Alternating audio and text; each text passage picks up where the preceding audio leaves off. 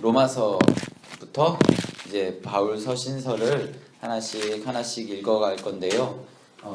서신서를 읽을 때 제일 중요한 부분은 무엇이냐면 편지라는 사실을 기억하셔야 돼요. 편지.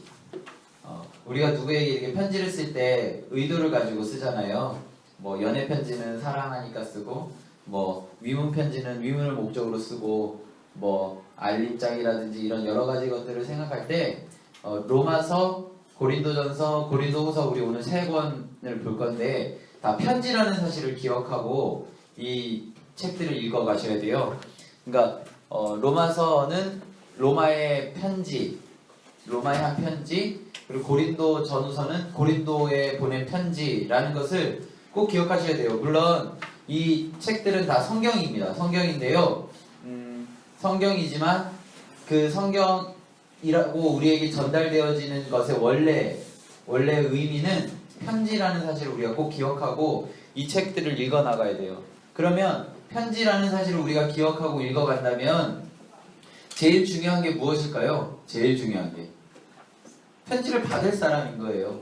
그리고 편지를 받을 사람이 어떠한 상황인가가 중요하겠죠. 그리고 편지의 마지막 3번째로 편지의 의도가 중요합니다. 첫 번째로요, 편지를 받는 사람, 그리고 두 번째로 받는 사람의 상황이라고 할게요. 상황, 환경. 세 번째로 편지의 의도가 중요합니다.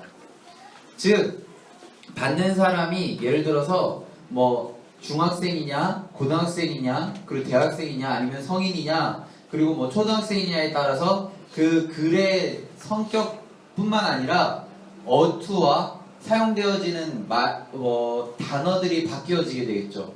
그리고 두 번째로 상황들을 볼 때 이 편지를 받는 사람들이 예를 들어서 앞으로 수능을 5일 남겨놓은 고3이냐, 아니면 그리고 뭐 초등학교 막 졸업하는 사람이냐, 아니면 지금 대학 공부를 하는 사람이냐, 아니면 뭐 가정주부냐, 뭐 직장인이냐, 이런 상황들에 따라서 편지가 전개되어지는 방법이 달라지는 거예요. 똑같은 내용일지라도.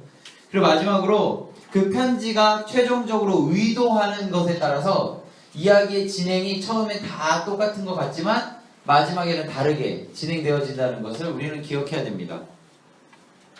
이 3가지를 기억하고 로마서부터 시작되는 뒤에 모든 책들, 심지어 계시록까지요, 다 편지라고 생각하시면 돼요. 물론 복음서도 큰 의미에서는 편지지만 복음서로 떼어놓고 사도행전도 떼어놓고 로마서부터 시작되는 모든 책들은 편지다. 편지에 받는 사람과 상황과 의도를 알면 그 편지를 이해하는 데 굉장히 도움이 됩니다. 그래서 로마서부터 이제 뭐 구성을 보시면 아시겠지만요, 그 내용들보다는 그 책들의 성격을 확실하게 알고 넘어가는 거에 제가 집중해서 글들을 읽어갈 거예요. 그래서 그 부분들을 기억하고 우리 같이 읽어가면 좋을 것 같은데요. 혹시 프린터가 좀 이렇게 흐리게 되어 있는 분들이 몇 분 계실 거예요. 그게 왜 그러냐면 지금 프린터기가 조금 상태가 안 좋아서 지금 수리 중에 있어요. 그래서 잘 나오신 분들은 뭐 괜찮고요. 혹시 내가 좀 흐리게 나왔다라고 여겨지시면 제가 다음 주에 다시 뽑아드릴게요. 그런 분들은 이렇게 해서 진행하도록 하겠습니다. 자, 로마서부터 보도록 하겠습니다. 자, 로마서 첫 번째, 두 번째, 세 번째. 자, 첫 번째 받는 사람은 누구죠? 로마 교회 사람이에요. 로마 교회 사람. 두 번째, 어떤 상황 속에 있어요? 굉장히 쉽게 대답하시면 됩니다. 로마라는 나라의 상황에 맞게 그것들이 기록되어 이거를 이제 볼 건데요. 세 번째로는 편지 의도가 있습니다. 이게 지금 이제 알려드릴 건데요. 로마 교회에 있는 그리스도인들에게 로마의 상황하를 산정해두고 이제 편지를 하는데 어떤 의도냐면요, 복음에 대해서 설명하는 책입니다. 왜 복음에 대해 설명해야 했냐면 로마 교회는 바울이 개척하지 않은 교회거든요. 그래서 바울의 복음에 대한 이해를 바울이 도착하기 전에 먼저 설명을 해야 되는 책이었기 때문에 편지의 의도는 바울이 복음을 전하는 것이다 라고 기억하시면 되겠습니다. 그러면 이 받는 사람, 두 번째로 이 로마 교회의 상황을 보면 일단 로마라는 나라가 어떤 나라인지를 보면 되는데요. 제가 프린트에 보면은 적어놨는데요. 첫 번째로 로마 하면 생각나는 게 군대예요. 군대 문화. 지금 제가 두 번째 칸에 썼는데 군대 문화를 기억하시고요. 두 번째로는 법치국가라는 걸 기억하시면 되겠습니다. 그 세 번째로는 논리적인 사고를 하는 그런 나라라고 생각하면 되겠습니다. 자, 그러면요. 여기서 당장 나오는 것이 첫 번째 군대에 대한 이야기를 드리면 1장에 보면 하나님을 진노하는 부분이 막 나오는데 거기에 죄의 목록 중에 동성애에 대한 이야기가 나와요. 그 동성애에 대한 이야기는 우리가 생각하는 그런 동성애와는 좀 다른 동성애입니다. 왜 그러냐면요. 군대 문화를 산정해 두고 이야기를 하는데요. 그 당시는 어떤 그런 상황이었냐면 군대 문화 속에서 계급을 가지고 이야기할 때 여도 계급을 가지고 얘기를 했어요. 그래서 남자가 더 상위에 있고 여자가 조금 하위에 있다라고 생각을 했었대요. 그래서 군대 문화의 그 사고 안에서 남성과 여성이 같이 이렇게 몸을 함께 한다는 것을 좀 상위에 있는 이 남자가 하위에 있어지는 걸로 이해를 한 거예요. 그래서 여기 나중에 보면 읽을 건데 그걸 스스로 지혜 있다고 생각하는 어리석음에 빠진 거라고 얘기하거든요. 그래서 이 군대 문화 속에서 남자끼리 이렇게 스스로 지혜 있다고 하는 행동이었던 거예요. 동성애가. 그러니까 구약에서 말하는 그런 우상 숭배와 연결되는 동성애와는 다르게 이 군대 문화 속에서 나온 그런 스스로 지혜 있다라고 생각하는 어리석음의 대표적인 게 동성애로 로마서를 기록하고 있거든요. 그래서 구약에서 말하는 동성애와 로마서에 말하는 동성애는 조금 다릅니다. 그래서 그걸 이제 읽어갈 거고요. 두 번째 법치국가에 대한 이야기를 보면 율법의 기준을 가지고 이렇게 뭔가 법적인 기준을 가지고 이야기를 해나가요. 로마서는. 특히 하나님께 죄를 지은 이런 불의에 대한 부분에 있는 사람들은 다른 서신서에 보면 유업을 받지 못한다라든지 하나님을 아버지라 부를 수 없다라든지 이런 표현을 쓴다면 로마서는요 이런 사람들은 사형에 처한다라고 표현해요. 그냥 아예 그 법종 용어를 사용해서 여호와 하나님의 이런 의의 목록 안에 들어가지 못하면 이 사람은 결국 사형에 처한다라고 표현하거든요. 그런 부분도 같이 볼 거고요. 세 번째로는 굉장히 논리적으로 설명을 해요. 그러니까 1장부터 쭉 읽어가시다 보면 예상되는 반박까지도 바울이 예상하고 논리적으로 그것에 대해서 답변해 나가요. 그래서 로마서 자체는 굉장히 저는 쉬운 책이라고 이야기합니다. 로마서가 왜 어렵기 시작했냐면요. 로마서가 그런 얘기를 많이 들어보셨을 거예요. 바울이 맨 마지막에 기록하면서 바울의 신학의 집대성이다라는 표현을 쓰면서 바울의 모든 하나님의 복음에 관련된 이야기들을 농축해 놓은 책이다라고 이야기하면서 로마서 자체가 굉장히 많이 설교되어져요. 담임 목사님도 로마서 가지고 최근에 설교하셨고 로마서를 가지고 설교를 많이 하다 보니까 내용 자체에 로마서의 문맥적인 흐름에 플러스 현시대적인 그런 해석이 들어가기 시작하면서 로마서 자체가 어려운 게 아니라 로마서에 대한 해석이 어려워지기 시작하는 거예요. 그래서 제가 다시 말씀을 드리면 로마서를 해석하는 건 굉장히 어려울 수 있지만 로마서를 문맥적으로 읽어가는 건 굉장히 쉽습니다. 자, 한번 볼까요? 로마서는요 굉장히 논리적인 책이기 때문에 군더더기가 없어요. 그래서 이 맥락을 갖고 읽어가면 굉장히 쉬운 책입니다. 제가 그거를 표로 오늘 이렇게 이야기 드리기 위해서 좀 정리를 해봤는데요. 쉽게 말하면 의와 불의, 대조적인 걸 가지고 이야기해요. 의, 한문으로 썼지만 이게 옳음입니다. 옳은 것, 그리고 옳지 않은 것, 그러니까 바울이 내가 생각하는 옳은 건 이거고 내가 생각할 때 옳지 않은 건 이거다 라고 이야기하는 거예요. 그것에 대해서 로마 교회 사람들에게 동의를 구하는 거거든요. 그래서 바울이 생각하는 옳은 것은 무엇이냐면 이제 이야기되어지는 복음은 뭐예요? 예수님. 복음을 믿고 예수님을 믿으면 어떻게 되냐면 영생을 얻습니다. 이 구조예요. 그러니까 옳은 것을 따르면 옳은 것이 뭐냐면 복음이고 그 복음이 뭐냐면 예수님이고 예수님을 믿으면 영생한다. 자, 그러면요 옳지 않은 걸 불의라고 그랬어요. 불의는 뭐예요? 예수님에게 있어서 진노하게 하는 것이고 제가 써놓은 것을 보면 그건 죄고 그렇게 되면 사망에 이른다. 이런 구조예요. 굉장히 쉽습니다. 그러니까 옳은 것을 따르면 영생하고 불의한 걸 따르면 사망에 이른다. 이게 로마서예요. 그거를 이제 쫙 펼쳐놓은 거예요. 다시 말씀드리면 로마서는요 굉장히 쉬운 책입니다. 그래서 이 생각을 갖고 로마서를 읽어야지 로마서가 뭐 바울의 신학의 집대성이고 바울의 모든 것들이 다 농축되어 있고 이러면요 문장 하나하나를 분석하기 시작하면요 굉장히 어렵습니다. 이런 거는 저희들이 할 역할이고요. 성도로서의 삶을 살아갈 때 로마서는 굉장히 쉬운 책입니다. 자, 그러면 성경을 읽을 때 우린 로마서 읽을 때 어떻게 해야 될까요? 옳은 것이 무엇일까를 찾아가서 읽으면 돼요. 이렇게 하면 내가 영생할 수 있구나. 그리고 불의한 것을 읽을 때 이렇게 하면 내가 영생할 수 없는 사망에 이르는구나 라고 생각하면서 성경을 읽어가면 로마서는 굉장히 쉽습니다. 로마서의 불의를 따르는 사람들은 하나님이 어떻게 하시냐면요 내버려 두세요. 내버려 두심. 굉장히 무서운 표현이죠. 내버려 두신다 라고 표현하시고요. 그리고 이 사람들의 특징은 뭐냐면요 하나님이 내버려 두시니까 스스로 지혜롭다고 생각해요. 이 사람들의 끝은 뭐라고요? 사망입니다.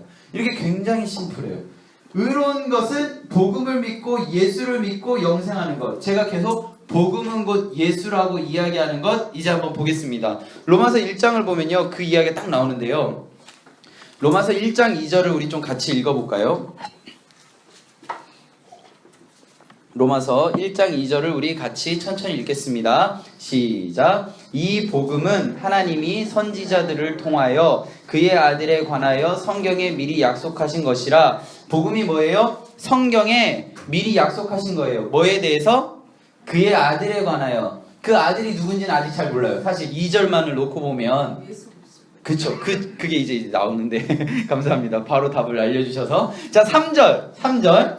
그 아들에 관하여 말한 게 뭐냐면, 자, 3절 시작. 그의 아들에 관하여 말하면 육신으로는 다윗의 혈통에서 나셨고, 자, 육신으로는 이제 아들에 관하여 이야기할 건데, 내 아들은, 하나님의 아들은 육신에 관하여는 다윗의 혈통이다 라고 이야기하는 거고요. 자, 4절 있습니다. 성결의 영으로는 죽은 자들 가운데서 부활하사 능력으로 하나님의 아들로 선포되셨으니 곧 우리 주 예수 그리스도. 자, 그럼 복음은 뭐예요? 복음은 예수 그리스도. 그러면 우리 마태복음은 어떤 책이에요? 마태가 전한 복음이잖아요. 마태가 전한 예수 그리스도에 대한 이야기라는 걸 이제 알 수 있는 거예요. 마가복음은요, 마가가 전한 예수 그리스도에 대한 이야기. 그 근거가 도대체 뭐냐라고 누가 물어볼 수 있잖아요. 왜? 마태가 전한 예수 그리스도에 대한 복음에 대한 이야기하면 로마서 1장 탁 펴서 복음은 예수 그리스도라고 기록되어 있으니까 이렇게 얘기할 수 있는 거예요. 그래서 마태복음, 마가복음, 누가복음, 요한복음의 그 복음이 예수 그리스도에 대한 이야기구나 라고 우리는 알 수 있습니다. 로마서를 통해서 그렇게 알 수 있는 거죠. 자, 다시 정리하면 로마서는 의와 불의에 대한 이야기를 하고 있어요. 의는 무엇이냐? 복음이다. 복음은 무엇이냐? 예수 그리스도다. 복음을 믿고 예수 그리스도를 믿으면 어떻게 된다? 영생한다. 불의는 무엇이냐? 진노고 죄인데 그렇게 되면 사망에 이르게 된다. 그 사망에 이르기까지 불의에 빠져있는 사람들을 하나님이 어떻게 하시냐? 내버려 두신다. 그 사람들 어떻게 되냐? 스스로 지혜 있다라고 생각한다. 그래서 결국 사망에 이르게 된다 라고 이야기하는 겁니다. 이 이야기가요 1장 18절에 나오는데요 1장 18절 말씀을 우리 같이 읽겠습니다. 1장 18절 시작. 하나님의 진노가 불의로 진리를 막는 사람들의 모든 경건하지 않음과 불의에 대하여 하늘로부터 나타나나니. 자, 하나님의 진노가 뭐로? 불의로. 뭐를 막았어요? 진리를 막았어요. 자, 복음은 곧 진리입니다.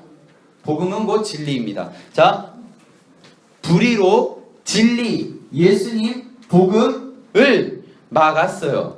막는 사람의 모든 경건하지 않음과 불의에 대하여 하늘로부터 나타나나니.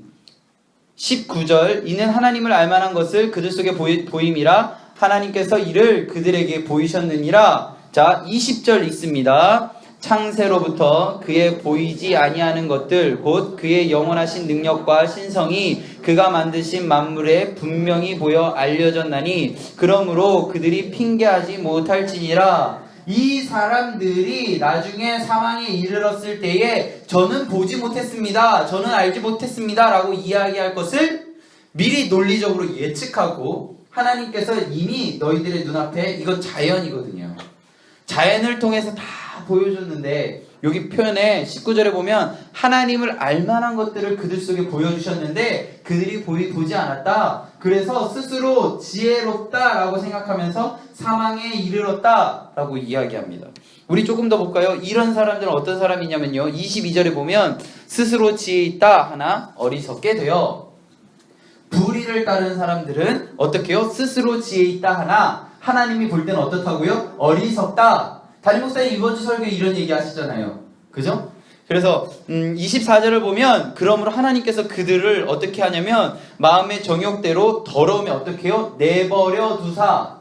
스스로 지혜 있다 하고 하나님 볼 때 어리석은 그 사람들을 하나님께서 내버려 두사 그들이 몸을 서로 욕되게 하게 하셨으니 이는 그들이 하나님의 진리를 거짓으로 바꿔 피조물을 조물주보다 더 경배하고 섬김이라. 곧 우상숭배를 이야기하는데요, 스스로 지혜 있다라고 생각하는 것, 내버려 두시는 상황 속에서 나타나는 이야기들 구체적으로 26절부터 나오는데요, 26절부터 쭉 이야기를 읽어보면 동성연애를 이야기해요. 동성애, 동성 간의 성관계를 이야기하는데요, 이것은 그냥 구약에서 이야기하는 음행과 관련된 것으로 보기에는 로마의 이 군대 문화 속에서 흘러나온 거라는 것을 알 수 있는 정황들이 굉장히 많기 때문에 이것은 물론 이거 다 우상숭배인데 우상숭배의 그 포커스로 가기보다는 로마의 군대 문화 속에 있는 이 계급 안에서의 남성과 여성의 그 차별을 두는 모습 속에서 남성들이 스스로 지혜 있다라고 하는 그 행동인 거예요. 하나님의 뜻 안에서 보면 스스로 지혜 있다 하는 이 행동이 어떻다고요? 어리석다는 거예요. 왜 하나님이 그들을 심판하지 않느냐라고 이야기한다면 내버려 두신 거예요. 그들은 결국 어떻게 돼요? 사망에 이르게 되는 것입니다. 그래서 우리의 마음 가운데 왜 저 악인들을 내버려 두시지? 이 시스템 때문인 거예요. 하나님이 사망에 이르게 하는 그 시스템 때문에. 그냥 내버려 두시는구나. 왜 저 사람들 벌 안 받지? 하나님이 내버려 두시는구나. 이렇게 생각하고 그들을 위해 긍휼히 여기면서 기도하시면 되겠습니다. 그래서 이 상황들이 어떻게 진행되어지는 거냐면요, 너무나 중요한 말씀이 있습니다. 1장 16절입니다. 우리 1장 16절을 우리 같이 읽어볼까요? 시작. 내가 복음을 부끄러워하지 아니하노니 이 복음은 모든 믿는 자에게 구원을 주시는 하나님의 능력이 됨이라. 먼저는 유대인에게요 그리고 헬라인에게로다. 자, 여기서 복음이 뭐예요? 예수 그리스도. 여기서 내가는 누구예요? 바울이죠. 바울, 내가 복음 예수 그리스도를 부끄러워하지 아니하노니 이 복음, 이 예수는 모든 믿는 자에게 구원을 주시는 뭐라고요? 하나님의 능력이다. 이것을 믿는 게 옳다. 이렇게 믿으면 영생을 얻게 된다 라고 이야기하는 겁니다. 여기까지 잘 이해되시죠? 자, 그럼 우리 영생이라는 단어가 이 로마서에 4번 등장하거든요. 제가 이 4구절을 찾아왔는데요, 우리 이 구절들을 좀 찾아가서 먼저 읽어보도록 하겠습니다. 2장 7절입니다. 2장 7절.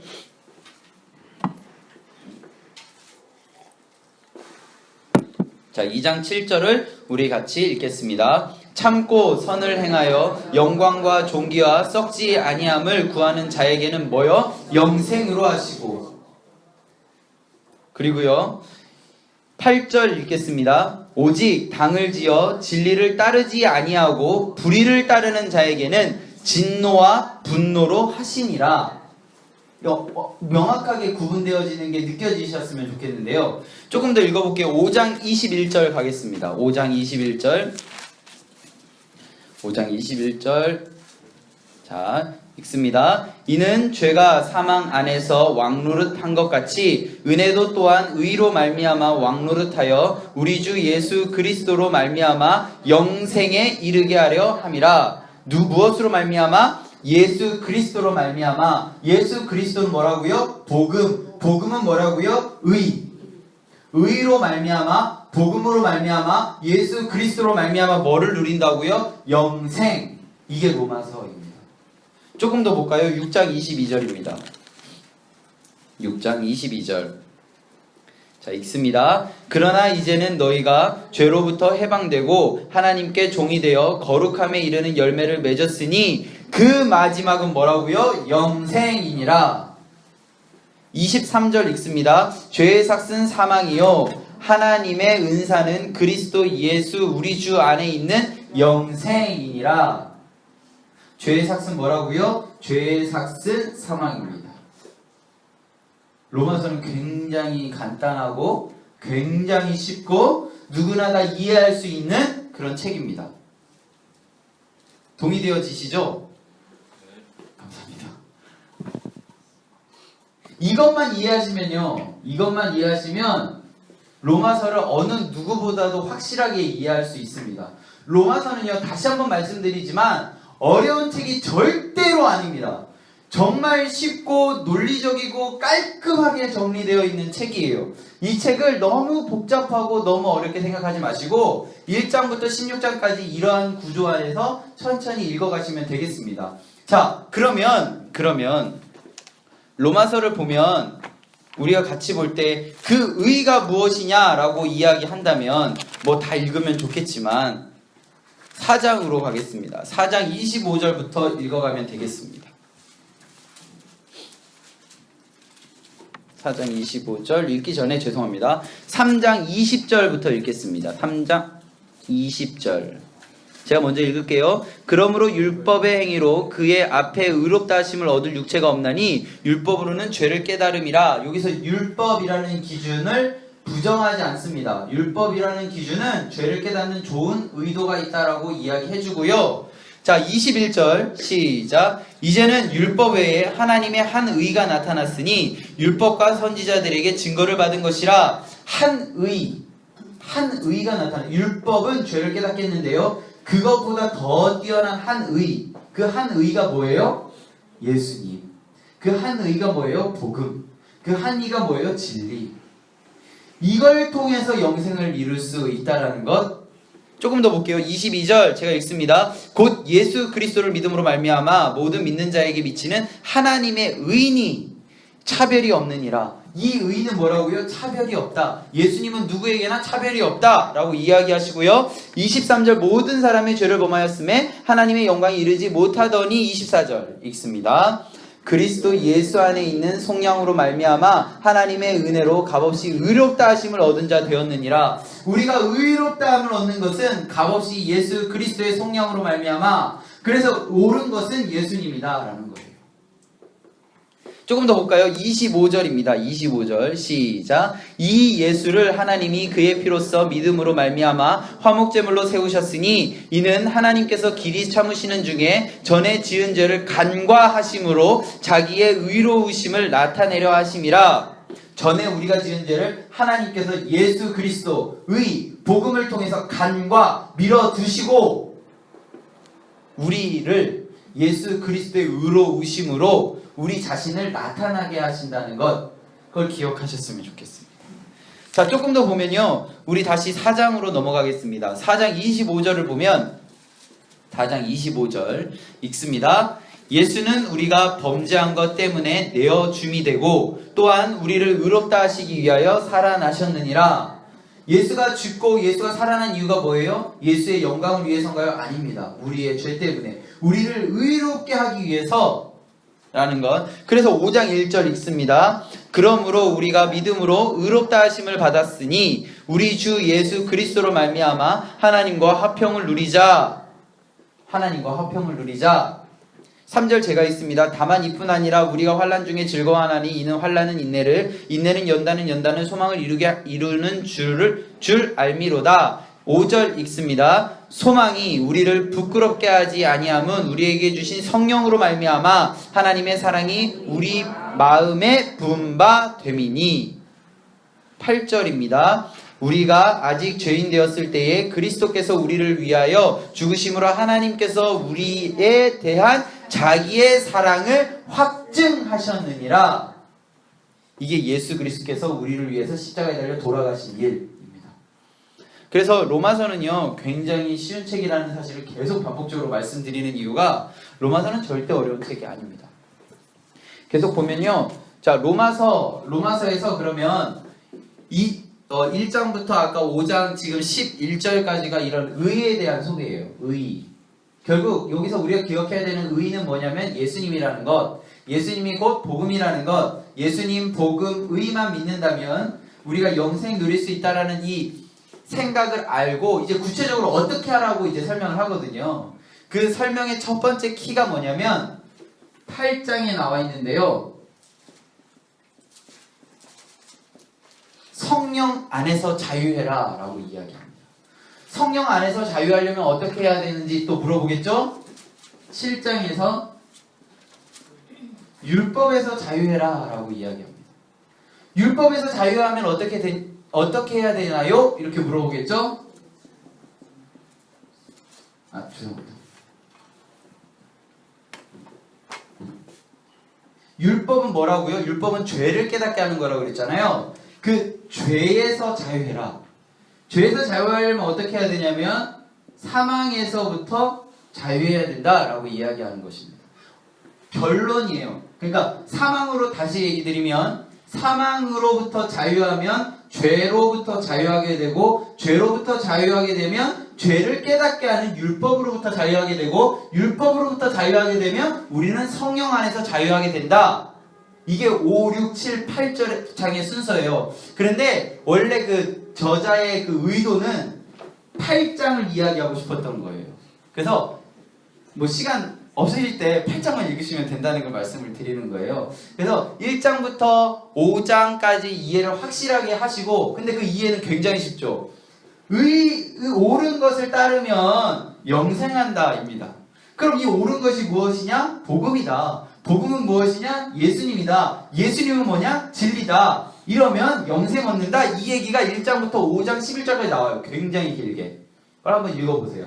그러면 이렇게 의로운 삶을 살려면 어떻게 해야 되냐라고 물어본 것의 답변, 성령 안에서 자유하면 된다라고 이야기하는데, 성령 안에서 자유하려면 어떻게 해야 되냐? 율법 안에서 자유해야 된다. 율법 안에서 자유하려면 어떻게 해야 되냐? 죄에서 자유해야 된다. 죄에서부터 자유하려면 어떻게 해야 되냐? 사망에서 자유해야 된다. 사망은 뭐예요? 불의니까. 자, 거꾸로 다시 말씀드립니다. 사망으로부터 자유하게 되면 죄로부터 자유하게 되고, 죄로부터 자유하게 되면 죄를 깨닫게 하는 율법으로부터 자유하게 되고, 율법으로부터 자유하게 되면 성령 안에서 자유를 누리게 된다 라는 게 1장부터 8장까지 이야기예요. 굉장히 쉽죠? 너무 쉽습니다. 되게 잘 가르치는 것 같아요. 되게 뿌듯해요. 아니, 스스로 대견해하고 있었어요. 편하게 앉으세요. 네. 자, 그래서 우리의 신앙은요, 개인 차원의 신앙이 아니잖아요. 이 8장까지가 개인이에요, 개인. 나에 대한 것. 그럼 이 나에 대한 것을 우리는 이사야서 66장에 보면 온 혈기, 여호와 앞에 나와 예배하기 위한 도구로서 사용되어져야 되잖아요. 9장부터 여기 쓸게요. 9장부터 11장까지는 이게 개인이었다면 세계적 차원에서의 의에 대한 것을 설명하기 시작하는데요. 9장부터 11장까지는요. 이것도 굉장히 쉬워요. 자, 원래 하나님을 제일 먼저 알았던 민족이 어디예요? 유대인이잖아요. 유대인이 떠나요. 유대인이 떠납니다. 그 떠난 자리에 누가 들어오냐면 이방인이 들어옵니다. 그래서 이방인이 예수를 믿어요. 믿음. 그 모습을 보고 유대인들이 시기해요. 그래서 유대인들도 믿어요. 결국에는 모두가 믿는 거죠. 이게 9장부터 11장까지 이야기예요. 쉽죠? 이건 좀 어려운가요? 자, 그러면은 우리 좀 9장부터는 좀 그럼 읽어볼게요. 9장의 이야기는 구원의 이런 프로그램에 있어서 첫 번째인데요. 9장 1절부터 보면 되겠습니다. 9장 1절 제가 읽어드릴게요. 9장입니다. 내가 그리스도 안에서 참말을 하고 거짓말을 아니하노라. 나에게 큰 근심이 있는 것과 마음에 그치지 않는 고통이 있는 것을 내 양심에 성령 안에서 나와 더불어 증언하노니 3절에 보면 나의 형제 곧 골육의 친척을 위하여 내 자신이 저주를 받아 그리스도에게서 끊어질지라도 원하는 바라. 지금 이 상황은 어떤 상황이에요? 유대인이 떠난 상황이에요. 그죠? 유대인이 떠난 상황. 이 떠난 상황 속에서 지금 이방인들이 믿는 상황이에요. 여기까지는. 지금 이 9장 처음 부분에서는 이 부분까지를 이야기하는 거예요. 여기까지. 자, 그래서 쭉 뭐 그런 얘기들이 쭉 되는데요. 11장으로 우리 그러면 가볼까요? 11장 제가 한 이야기가 뭐냐면 11장 13절입니다. 11장 13절 내가 이방인인 너희에게 말하노라. 내가 이방인의 사도인 만큼 내 직분을 영광스럽게 여기노라. 14절 읽습니다. 이는 혹 내 고륙을 아무쪼록 시기하게 하여 그들 중에서 얼마를 구원하려 함이라. 자, 유대인들이 이제 믿게 되어지는 거죠. 그렇게 되면 어떻게 되냐면요. 자, 26절 읽겠습니다. 25절을 제가 먼저 읽을게요. 형제들아 너희가 스스로 지혜 있다 하면서 이 신비를 너희가 모르기를 내가 원하지 아니하노니 이 신비는 이방인의 충만한 수가 들어오기까지 이스라엘의 덜어는 우둔하게 된 것이라. 자, 26절 시작. 그리하여 온 이스라엘이 구원을 받으리라 기록된 바. 어떻게요? 모두가 구원을 받게 되는 거예요. 그게 9장부터 11장까지 흐름이에요. 자, 그러면 이것들을 구체적으로 이야기하는데요. 에서가 버림을 받고 야곱이 그 장자의 명분을 이어받았던 것 도대체 어떻게 된 것입니까? 얘기하면 이 9장에서 이야기하는 건 뭐냐면 하나님 마음이다예요. 하나님 마음. 그걸 조금 이제 우리 신앙적인 표현으로 뭐라면 주권이라고 이야기하는데요. 그러니까 이 지금 유대인이 떠난 것, 이방인이 믿은 것, 다시 유대인이 믿는 것, 이 상황들이 하나님의 주권이다. 하나님의 그런 프로그램 안에 있다라고 생각하고 우리가 읽어가면 좋은데요. 그것을 왜 그렇게 이야기하냐라고 이야기할 때에 뭐 다 읽으면 좋겠지만 어디를 읽으면 21절 한번 읽어볼까요? 21절 제가 먼저 20절 읽어드릴게요. 9장 20절 이 사람아 내가 누구이기에 감히 하나님께 반문하느냐 지음을 받은 물건이 지은 자에게 어찌 나를 이렇게 이같이 만들었느냐 하겠느냐. 21절 시작. 토기장이가 진흙 한 덩어리로 하나는 귀 쓸 그릇을 하나는 천이 쓸 그릇을 만들 권한이 없나니. 진흙이 토기장이가 아닌 이상 자신이 어떻게 될 것을 결정할 수 없듯이 지금 유대인이 떠난 것 그리고 이방인이 믿는 것 이것도 결정할 수 없다라고 이야기 되어지고요. 22절에 보면 만일 하나님이 그의 진노를 보이시고 그의 능력을 알게 하고자 하사 멸하기로 준비된 진노의 그릇을 오래 참으심으로 관용하시고 23절 또한 영광 받기로 예비하신 바 긍휼의 그릇에 대하여 그 영광의 풍성함을 알게 하고자 하셨을지라도 무슨 말을 하리요. 이 그릇은 우리니 곧 유대인 중에서뿐만 아니라 이방인 중에서도 부르신 자라. 결국 25절 호세아의 글에도 이르기를 내가 내 백성이 아닌 자를 내 백성이라 사랑하지 아니하는 자를 사랑하는 자라 부르리라. 너희는 내 백성이 아니라 한 그곳에서 그들이 살아계신 하나님의 아들이라 일컬음을 받으리라. 이게 뭐냐면요, 혹시 우리 구약했을 때 기억나세요? 호세아서에 보면 백성이 아니라고 얘기하는 게 로암미예요. 로라는 단어가 부정어거든요. 하나님이 볼 때 이 이스라엘의 상황이 로암미였어요. 그런데 하나님께서 그들을 불쌍히 여겨주셔서 암미로 바꾸신다고 하셨고요. 긍휼함을 입지 않은 자 루하마예요. 그래서 루하마일 수밖에 없는 이 상황에서 하나님께서 그들을 긍휼히 여겨주셔서 루하마로 바꾸셨다는 그 이야기를 여기에다가 이야기하는 거예요. 그래서 이야기를 보면 그런 이야기들이 되고, 여기 보면 저희들이 잠깐 안 읽고 넘어간 부분이 있는데요. 9장 18절을 우리 같이 읽겠습니다. 시작. 그런즉 하나님께서 하고자 하시는 자를 긍휼히 여기시고 하고자 하시는 자를 완악하게 하시니라. 지금 세상 만사에 있는 모든 것들이 하나님의 원함, 하나님의 주권하심이다 라는 것을 우리는 알아야 한다 라는 거죠. 그래서 9장부터 11장까지는 중요한 단어가 두 글자라면 주권입니다. 성경에 기록되어 있지 않지만 그 내용들이 주권을 이야기하고 있는 거예요.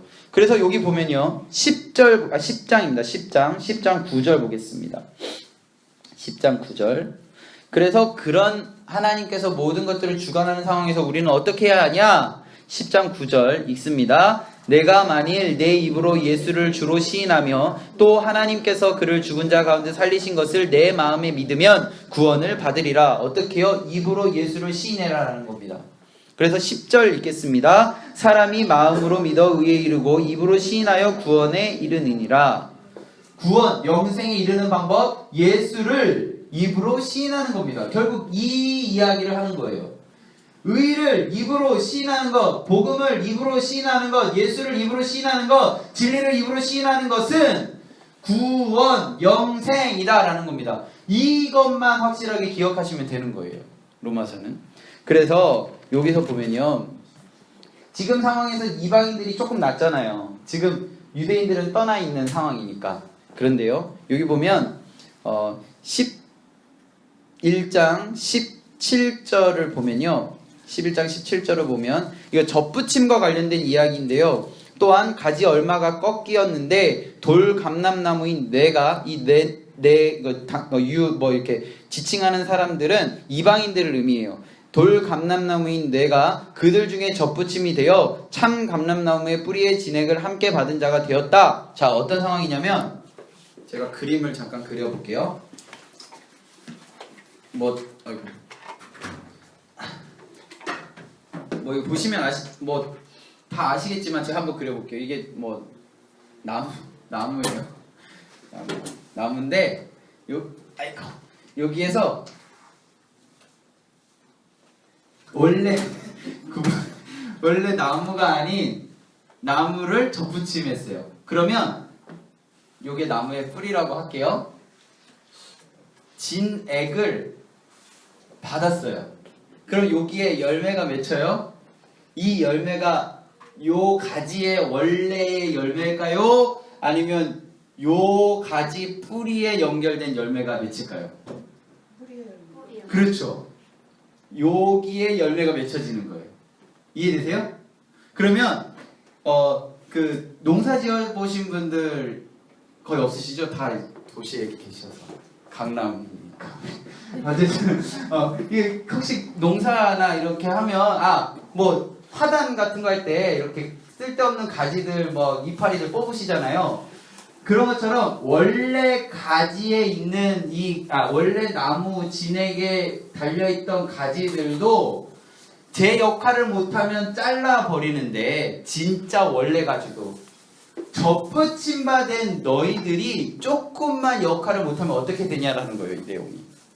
그래서 너희들은 더 가차없이 잘라버린다는 거예요. 그래서 이 이야기는 뭐냐면 이방인 너희들 지금 뭔가 예수님 믿고 뭔가 그것 안에서 열매 맺어서 좋아하고 있지, 근데 너희들은 더 경계해야 돼 라고 이야기 되는 겁니다.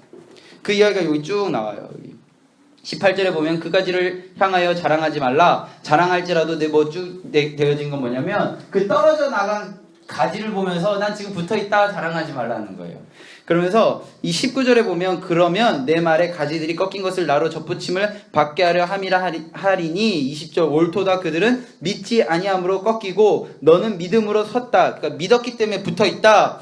높은 마음을 품지 말고 도리어 두려워해라. 21절 하나님이 원가지도 아끼지 아니하셨은즉 너도 아끼지 아니할 것이다. 22절 그러므로 하나님의 인자하심과 준엄하심을 보라. 넘어지는 자에게는 준엄하심이 있으니 너희가 만일 하나님의 인자심에 머물러 있으면 그 인자가 너희에게 있으리라. 그렇지 않으면 너도 찍힌 바 될 것이다. 결국 뭐예요? 너희들은 더 경계해야 된다라는 거예요. 그러니까 이방인들은 그냥 바울이 이렇게 이방인의 사도라고 다 품고 이렇게 관용하고 너희들 잘못한 거 괜찮아 이게 아니라 너희들은 더 경계해야 된다라고 이야기하는 것입니다. 그래서 이 상황들이 모두가 다 충족되어지면 아까 26절에 나오는 그리하여 온 이스라엘의 구원을 받으리라 라고 되어 있습니다. 로마서는요 지금 제가 첫 번째 부분을 하고 있는데요. 로마서는 크게 세 단락으로 보통 써요. 첫 번째부터 두 번째까지를 교리, 두 번째 부분을 윤리라고 합니다. 교리는 1장부터 11장까지고요. 윤리는 12장부터 16장까지입니다. 이 교리는 크게 두 개로 나뉘어져서 1장부터 8장까지, 9장부터 11장까지입니다. 아까 기억하시듯이 이 첫 번째는 또 두 개로 나뉘어지죠. 의에 대한 설명, 개인 차원의 이야기들 해서 여기서부터 5장부터 8장까지, 1장부터 5장 11절까지. 그래서 어쨌든 9장부터 11장까지는 세계와 관련된 이야기. 제가 왜 이렇게 나누어진 걸 말씀을 드리냐면 1장부터 8장까지 마지막에 찬양을 해요. 그리고 두 번째 단락인 9장부터 11장까지 마지막에 찬양을 해요. 자, 첫 번째 찬양은요, 개인적으로 하나님을 알고 성령 안에 거한 것에 대한 감동의 찬양이거든요. 자, 우리 8장으로 다시 한번 돌아가 보겠습니다. 8장 31절부터 39절까지 내용이 이 개인 차원에서의 하나님의 의 안에 거함으로 인한 그 감동을 표현하는데요. 다 읽으면 너무 좋겠지만 시간 관계상 38절부터 읽겠습니다. 38절부터 읽습니다. 내가 확신하노니 사망이나 생명이나 천사들이나 권세자들이나 현재일이나 장래일이나 능력이나 높음이나 깊음이나 다른 어떤 피조물이라도 우리를 우리 주 그리스도 예수 안에 있는 하나님의 사랑에서 끊을 수 없느니라. 자, 이 상황에서 우리가 결국 의를 깨닫고 성령 안에 거하면 그 사랑 안에서 아까 5장에서 어떻게 했어요? 하나님의 사랑이 우리 안에 확증되었잖아요. 그 사랑 안에서 어떠한 것도 끊을 수 없다라고 고백되어지는 겁니다. 그리고요, 모든 열방이 주 앞에 나와 엎드림의 그 사건 속에서 어떤 찬양을 하냐면요, 11장 갑니다. 11장 33절에서부터 36절까지인데요. 먼저 33절을 읽겠습니다. 시작. 깊도다 하나님의 지혜와 지식의 풍성함이여 그의 판단은 헤아리지 못할 것이며 그의 길은 찾지 못할 것이로다. 되어지는 상황들이 왜 우리 형제 동포 바울이 볼 때 형제 동포들은 왜 하나님이 이렇게 챙겨주시지 않으시지? 바울의 생각을 뛰어넘는 지혜가 하나님에게 있다라는 사실을 고백하는 거죠. 그러면서 34절 35절 넘어가서 36절 읽어보면 같이 읽습니다. 이는 만물이 주에게서 나오고 주로 말미암아 주에게로 돌아감이라 그에게 영광이 세세에 있을지어다. 아멘. 이렇게 합니다. 그래서 교리적인 부분이 이렇게 끝나요. 교리라고 해서 굉장히 어렵지만 어렵게 생각하지 않으셔도 됩니다. 뭐냐면 우리가 그냥 알게 하는 거예요. 알게 하는. 우리가 지금 로마서를 통해서 알아야 되는 지식이 뭐예요? 예수님이 바울이 말하는 오름, 그 오름을 따르면 어떻게 된다고요? 영생을 누림. 그 영생이 뭐예요? 구원. 자, 바울이 말하는 오름은 뭐예요? 예수는 뭐예요? 복음은 뭐예요? 진리. 의와 반대된 건 뭐예요? 불의의 결과는 뭐예요? 사망입니다. 불의를 따르는 사람들을 하나님이 어떻게 하신다고요? 내버려 두세요. 내버려 두시니까 그 사람들은 어떻다고요? 스스로 지혜 있다라고 생각해요. 그러니까 결국 어떻게 된다고요? 사망에 이른다는 겁니다. 그 이야기가 여기 나온다는 거예요. 그걸 조금 어렵고 고급진 표현으로 교리라고 하는 거예요. 그러면 우리가 이제 머리로만 알면 안 되잖아요. 실천해야 되잖아요. 실천해야 되는 얘기가 12장부터 16장까지 나오는데요. 그거를 윤리라고 하고요. 저는 그걸 어떻게 표현했냐면 바른 신앙생활이라고 표현을 했는데요. 38쪽에 보면 그 내용들이 있습니다. 38쪽에 보면 그 내용이 있고요. 그건 크게 세 개의 단락으로 설명되어져요. 첫 번째 단락은 공동체 생활, 그러니까 교회 안에서 그리스도인들의 공동체 생활은 어떻게 해라? 그것에 대한 답변이고요. 그리고 국가에 대해서는 우리가 어떤 마음을 가져라? 라는 게 나오고요. 두 번째 단락은 강자와 약자. 여기서 강자는 뭔가 힘이 센이 아니라 믿음을 먼저 알고 있는, 소위 말해서 믿음이 견고한, 그리고 먼저 알고 있는 자들이 나중에 믿음이 약한 자들을 어떻게 돌보아야 하는지 두 번째 단락이고요. 세 번째는 자신이 이방인을 위한 복음의 제사장이라는 사실을 다시 한번 명시하면서 이렇게 크게 세 단락으로 이야기하는데요. 우리 12장 1절하고 2절을 보겠습니다. 12장이 뭐냐면 어떤 것이 복음의 교리, 복음의 이치, 의에 대해서 바로 아는 사람이 이렇게 행동해라 하는 주제입니다. 주제. 어떻게 해야 되냐면요. 12장 1절 시작. 그러므로 형제들아 내가 하나님의 모든 자비하심으로 너희를 권하노니 너희의 몸을 하나님이 기뻐하시는 거룩한 산 제물로 드리라. 이는 너희가 드릴 영적 예배니라. 어떻게 하라고요? 이렇게 믿는다면 너희의 몸을 하나님께 드려라. 2절입니다. 시작. 너희는 이 세대를 본받지 말고 오직 마음을 새롭게 함으로 변화를 받아 하나님의 선하시고 기뻐하시고 온전하신 뜻이 무엇인지 분별하도록 하라. 1절과 2절의 내용 어떻게 분별하는지를 알려주는 것이 12, 13, 14, 14, 15, 16장까지의 이야기예요. 그래서 1절과 2절의 내용을 길게 펼쳐놓은 이야기가 12장부터 16장까지 이야기라고 생각하시면 되겠습니다. 첫 번째 단락은 무엇이냐면 교회 공동체 안에서 어떻게 생활해라 라는 거죠. 거기서 제일 먼저 나온 게요, 3절 하반부에 보면 믿음의 분량대로 지혜롭게 생각해라 입니다. 맨 뒤에 보면 나오는데요, 믿음의 분량대로 지혜롭게 생각해라. 그리고 4절이에요. 우리가 한 몸에 많은 지체를 가졌으나 모든 지체가 같은 기능을 가진 것이 아니라, 이걸 줄이면요, 제가 너무나도 좋아하는 말인데요, 다른 것은 틀린 것이 아니라는 거예요.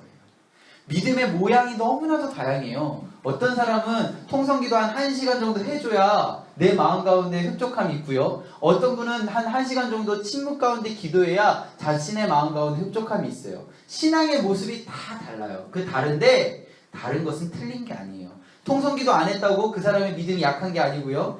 침묵기도 안 한다고 해서 그 사람의 마음이 뭔가 뭐라고 표현 잘 못하겠지만 그렇지 않다는 거예요. 신앙의 모양이 다 다르다는 거예요. 그래서 성경에서 뭐라고 이야기하냐면요, 5절에 보면 이와 같이 우리 많은 사람이 그리스도 안에서 한 몸이 되어 서로 지체가 되었느니라. 우리에게 주신 은혜대로 받은 은사가 각각 다르니. 다르대요. 은사가 뭐예요? 하나님 주신 선물이잖아요. 자, 보면요, 6절에 보면 예언이면 믿음의 분수대로. 여기서 예언은요, 지금 담임 목사님 하시는 것처럼, 목사님들 하시는 것처럼 설교하는 걸 의미해요. 막 예지에서 막 이렇게 이야기하는 몇 년 후에 지구가 멸망할 거다 이런 얘기가 아니라 하나님의 마음을 받아들이고 그것을 인간의 언어로 풀어내는 것을 예언이라고 해요, 성경은. 그래서 예언은 어떻게 해요? 믿음의 분수대로 하는 거예요.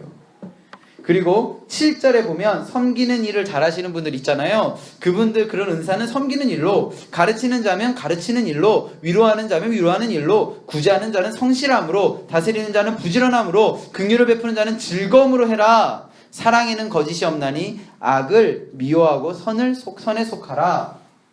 다르다는 거예요. 그냥 다르다는 거예요. 그래서 10절에 보면 형제를 사랑하여 서로 우애하고 존경하기를 서로 먼저 하며 부지런하여 게으르지 말고 열심을 품고 주를 섬기라. 12절에 보면 소망 중에 즐거워하며 환난 중에 참으며 기도에 항상 힘쓰며 성도들이 쓸 것을 공급하며 손대접하기를 힘써라. 15절입니다. 진짜 중요한 거예요. 여기서 그리스도의 공동체 12장 전체에서 제일 중요한 본문입니다. 이 모든 것들, 다른 모든 것들이 있는데 우리는 어떻게 행동해야 하냐면요, 15절 읽습니다. 즐거워하는 자들과 함께 즐거워하고 우는 자들과 함께 울라. 이게 제일 중요해요. 내 마음이 즐거운데 슬픔에 쌓여있는 공동체원이 있으면 그들에게 다가가 내 마음을 잠시 감추고 그들과 함께 슬퍼해 줄 수 있는 것, 그게 그리스도인의 공동체라는 거죠.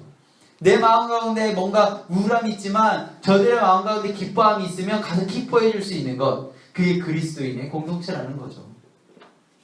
즐거워하는 자와 함께 즐거워하고 우는 자들과 함께 울라.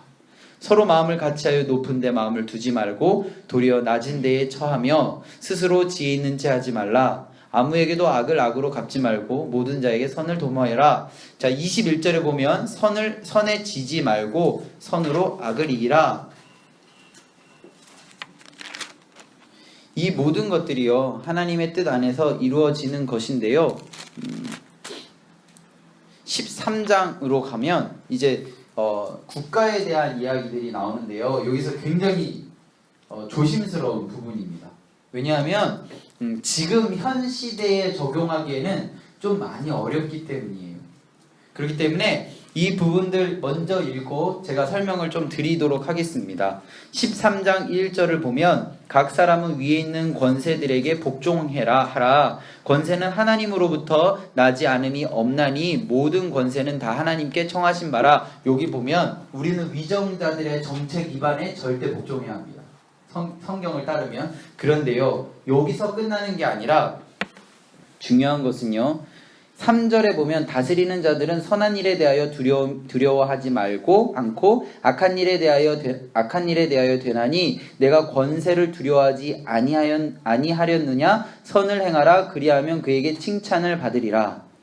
이 이야기가 왜 나오냐면요, 2절에 보면 그러므로 권세를 거스르는 자는 하나님의 명을 거스름이니 거스르는 자들은 심판을 자취하리라. 1절과 2절만을 보면 위정자의 그 정책에 대해서 반기를 들면 안 된다라고 이야기하는데요, 3절부터 쭉 이야기를 진행해 보면 4절을 제가 읽어볼게요. 그는 위정자는 하나님의 사역자가 되어 내게 선을 베푸는 자니라. 그러나 내가 악을 행하거든 두려워하라. 이 하나님께 세워주신 사역자라면 자신이 하는 일에 대해서 두려워함이 있어야 된다는 거예요. 내가 이 일을 할 때에 이게 악하면 어떡하지 하는 두려워함이 있어야 된다는 거예요. 왜냐하면 그들은 하나님이 세우신 사역자라는 정체성을 갖고 있었기 때문이에요. 그런데 만일 우리나라나 많은 나라의 정책을 위반하는 위정자들이 그 일을 하는 데 있어 하나님을 두려움이 없다면 그들은 하나님이 세운 위정자 그리고 권세자가 아니라고 할 수 있는 거예요. 그래서 우리가 함부로 판단할 수 없죠. 그래서 우리는 어떻게 해야 되냐면, 나중에 제가 디모데전서 갔을 때 말씀드리겠지만 정책을 위반하는 이들을 위해서, 위정자들을 위해서 기도해야 한다는 거죠.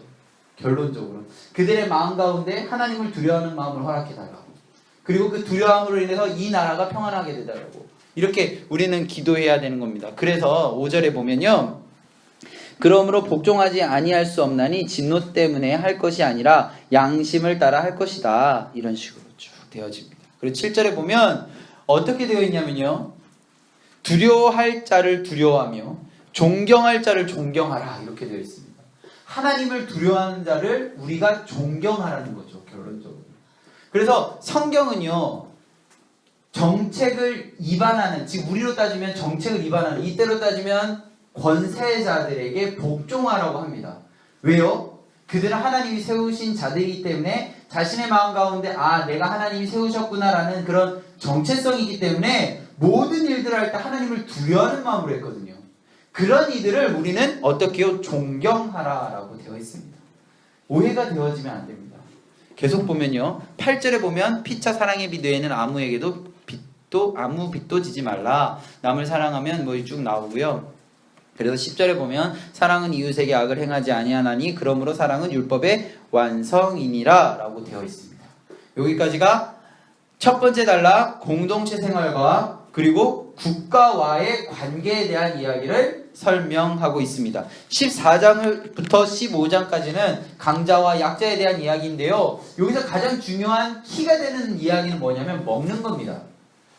먹는 거와 관련해서 항상 문제가 되어지는데요, 14장 1절을 보면 믿음이 연약한 자를 너희가 받되 그의 의견을 비판하지 말아라 라고 되어 있습니다. 그러면서 어떤 사람은 모든 것을 먹을 만한 믿음이 있고 믿음이 연약한 자는 채소만 먹는다. 자, 3절, 먹는 자는 먹지 않는 자를 업신여기지 말고 먹지 않는 자는 먹는 자들을 비판하지 말라. 이는 하나님이 그를 받으셨다. 이 이야기는요, 제가 고린도전서 가서 더 자세히 말씀을 드리겠습니다. 그래서 8절에 보면 우리가 살아도 주를 위하여 살고 죽어도 주를 위하여 죽나니 그러므로 사나 죽으나 우리가 주의 것이다. 10절 내가 어찌하여 내 형제를 비판하느냐 어찌하여 내 형제를 업신여기느냐 우리가 다 하나님의 심판대 앞에 설 것이다 라고 이야기하고 있습니다. 그래서 17절 하나님의 나라는 먹는 것 마시는 것이 아니요 오직 성령 안에 있는 의와 평강과 희락이다. 20절 음식으로 말미암아 그러니까 그 당시에 문제가 되어지는 신앙의 기준으로 말미암아 하나님의 사업을 무너뜨리지 말라. 만물이 다 깨끗하되 거리낌으로 먹는 사람에게는 악한 것이다 라고 되어 있습니다. 23절 의심하고 먹는 자는 정죄되었나니 이는 믿음을 따라 하지 아니하였기 때문이라. 믿음을 따라 하지 않는 것은 뭐라고요? 죄입니다. 불의는 뭐라고요? 죄입니다. 불의는 뭐라고요? 믿음을 따라 하지 않는 것입니다. 히브리서 11장 1절에 보면 믿음은 바라는 것들의 실상이요 보이지 않는 것들의 증거라고 되어 있습니다. 믿음은요 그런 거예요. 우리들의 눈앞에 보이지 않지만 우리들이 하나님 뜻 안에 있다라고 믿는 것. 믿음을 따라 하지 않는 것 죄입니다. 그 15장에 쭉 보면요 7절에 보면 그러므로 그리스도께서 우리를 받아 하나님께 영광을 돌리신 것 같이 너희도 서로 받으라. 13절에 보면 소망의 하나님이 모든 기쁨과 평강의 믿음 안에서 너희에게 충만하게 하사 성령의 능력으로 소망이 넘치게 하시기를 원하노라 라고 되어 있습니다. 그래서 약자를 강자가 보호해줘라 라는 겁니다. 넓은 관용과 포용으로 보호해줘라 라고 되어 있습니다. 그래서 사도 바울은 자신의 정체성을 다시 한번 이야기하는데요 15장 16절에 보면 이 은혜는 곧 나로 이방인을 위하여 그리스도 예수의 일꾼이 되어 하나님의 복음의 제사장 직분을 하게 하사 이방인을 제물로 드리는 것이 성령 안에서 거룩하게 되어 받으실 만하게 하려 하심이라 라고 되어 있고요 23절부터 쭉 보면요 그런 이야기들이 반복적으로 나옵니다. 16절에는 인사를 하고요 마지막에 인사해서 끝나고 24절, 25절, 24절은 없음이고 25절입니다. 25절 나의 복음과 예수 그리스도를 전파함은 영세 전부터 감추어졌다가 이제는 나타나신 바 되었으며 영원하신 하나님의 명을 따라 선지자들의 글로 말미암아 모든 민족을 믿어 순종하게 하시려고 알게 하신 바 그 신비의 계시를 따라 된 것이니 이 복음으로 너희를 능히 견고하게 하실 지혜로우신 하나님께 예수 그리스도로 말미암아 영광이 세세무궁하도록 있을지어다. 아멘. 이렇게 끝나는데요. 여기서 우리가 기억해야 되는 단어 나의 복음입니다. 바울 자신의 복음. 여기 계신 우리 선생님들이다. 여기 계신 우리 성도님들의 마음 가운데도 나의 복음이 있어야 된다는 거죠. 내가 예수님에 대해서 어떻게 전할 것인가?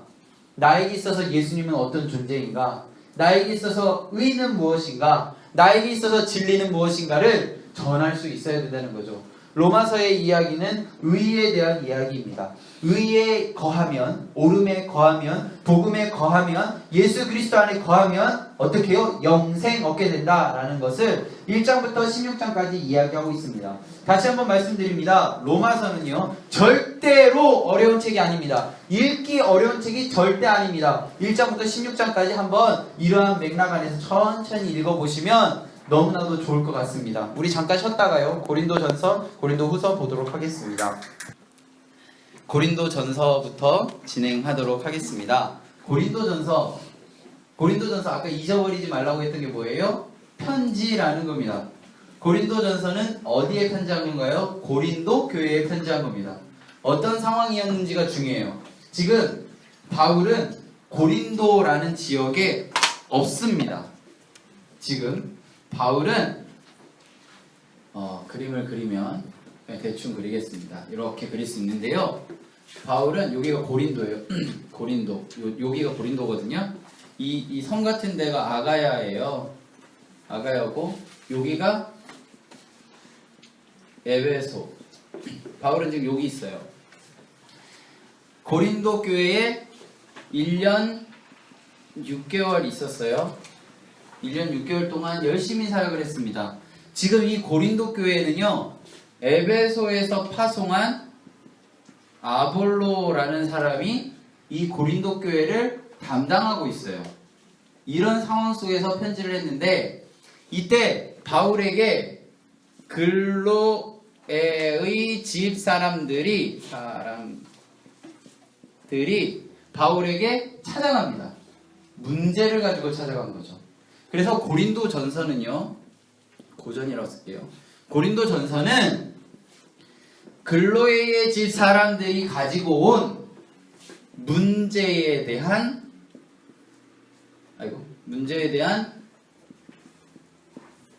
답변이다 라고 생각하시면 돼요.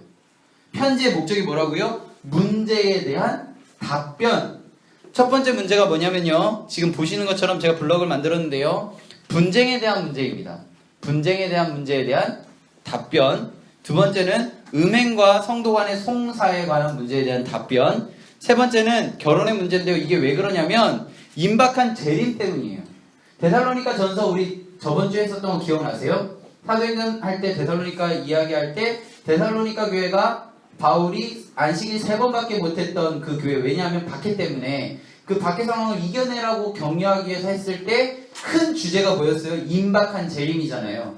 그 임박한 재림 사상이 많은 그 바울이 거쳐간 곳에 많이 편만했다라고 해야 되나? 많이 있었거든요. 그런 상황 속에서 결혼 문제가 대두가 되어지는 거거든요. 그 결혼 문제에 대한 답변.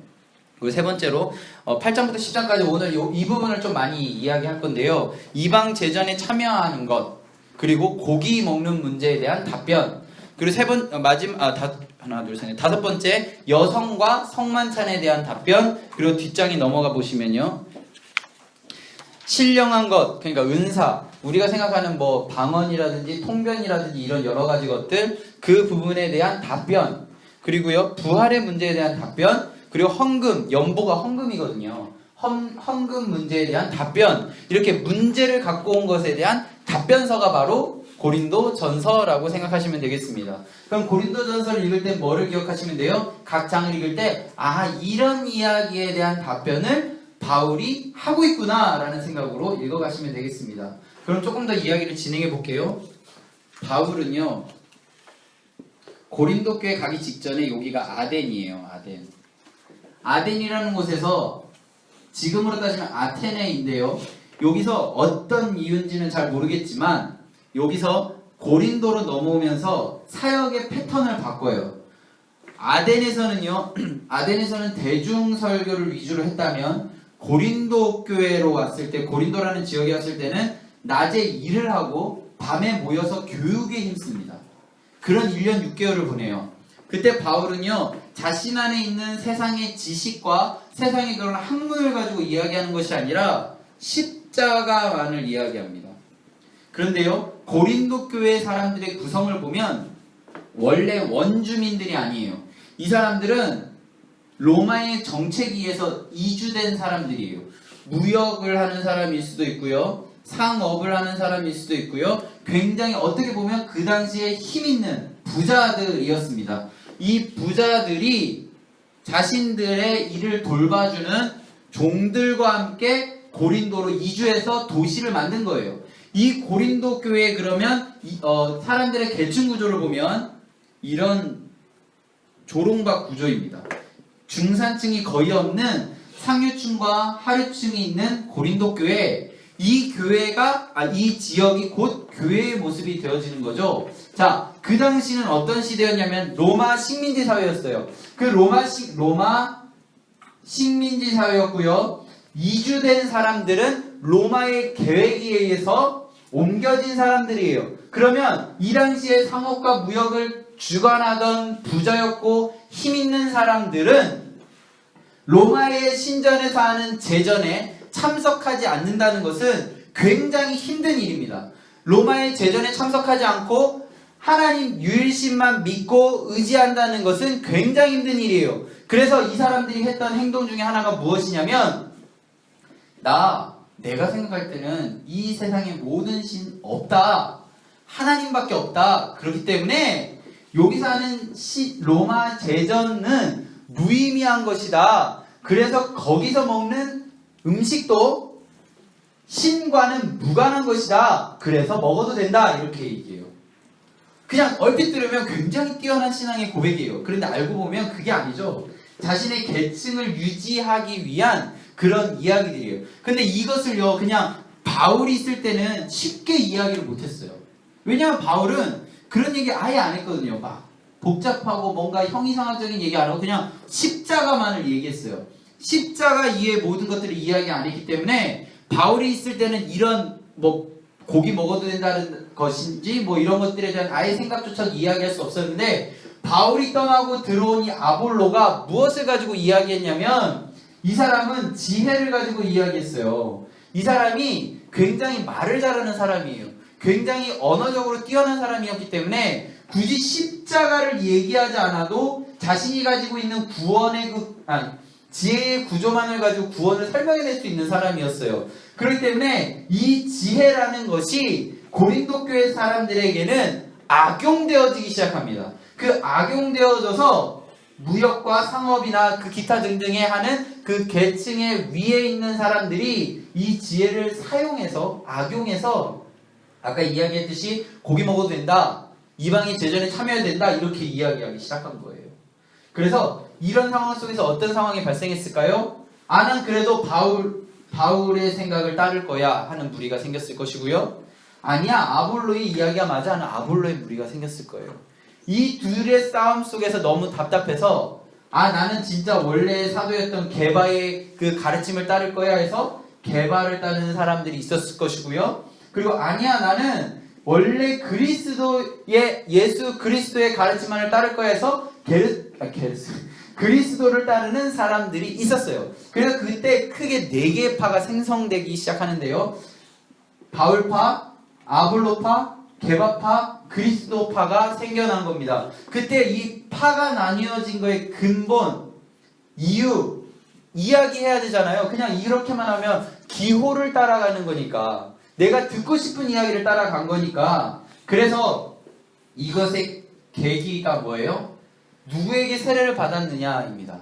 자, 그래서 이거는 좀 제가 교회사적인 이야기를 잠깐 드리면요. 예전에 로마 식민지 사회였잖아요. 그래서 어떤 사람에게 세례를 받느냐가 굉장히 중요했대요. 그런데 이때 세례를 줬던 사람이 로마의 박해에 배교하는 일이 생긴 거예요. 그러니까 그리스도교를 믿다가 로마의 박해를 못 이겨서 배교를 한 거예요. 쉽게 말하면 우리로 따지면 뭐 창씨개명을 한 거와 비슷한 거예요. 그러다가 이 사람들이 배교를 한 걸로 끝난 게 아니라 그 사람한테 세례를 받은 사람까지 문제가 되어진 거예요. 배교한 사람에게 세례를 받았다, 다시 세례를 받아야 하냐, 아니면 이 세례가 유효하냐의 문제가 생겨진 거죠. 그때 결론은 무엇이냐면 누구에게 세례를 받았다는 건 중요한 것이 아니다. 성령님이 세례를 그 사람을 통해서 준 것이기 때문에 그 사람이 배교한 것은 아무 의미 없다. 성령의 세례가 중요하다. 다시 세례 받을 필요가 없다. 이렇게 결론이 났거든요. 결론은 누구에게 세례를 받았다는 건 중요한 게 아니에요. 바울이 지금 그 얘기를 하고 있습니다. 우리 같이 볼까요? 1장 17절입니다.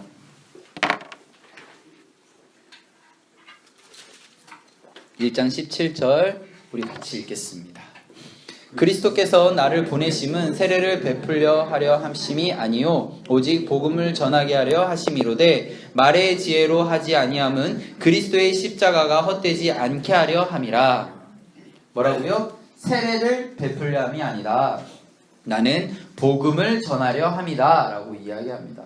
복음은 뭐라고요? 예수 그리스도죠. 예수 그리스도는 뭐라고요? 의입니다.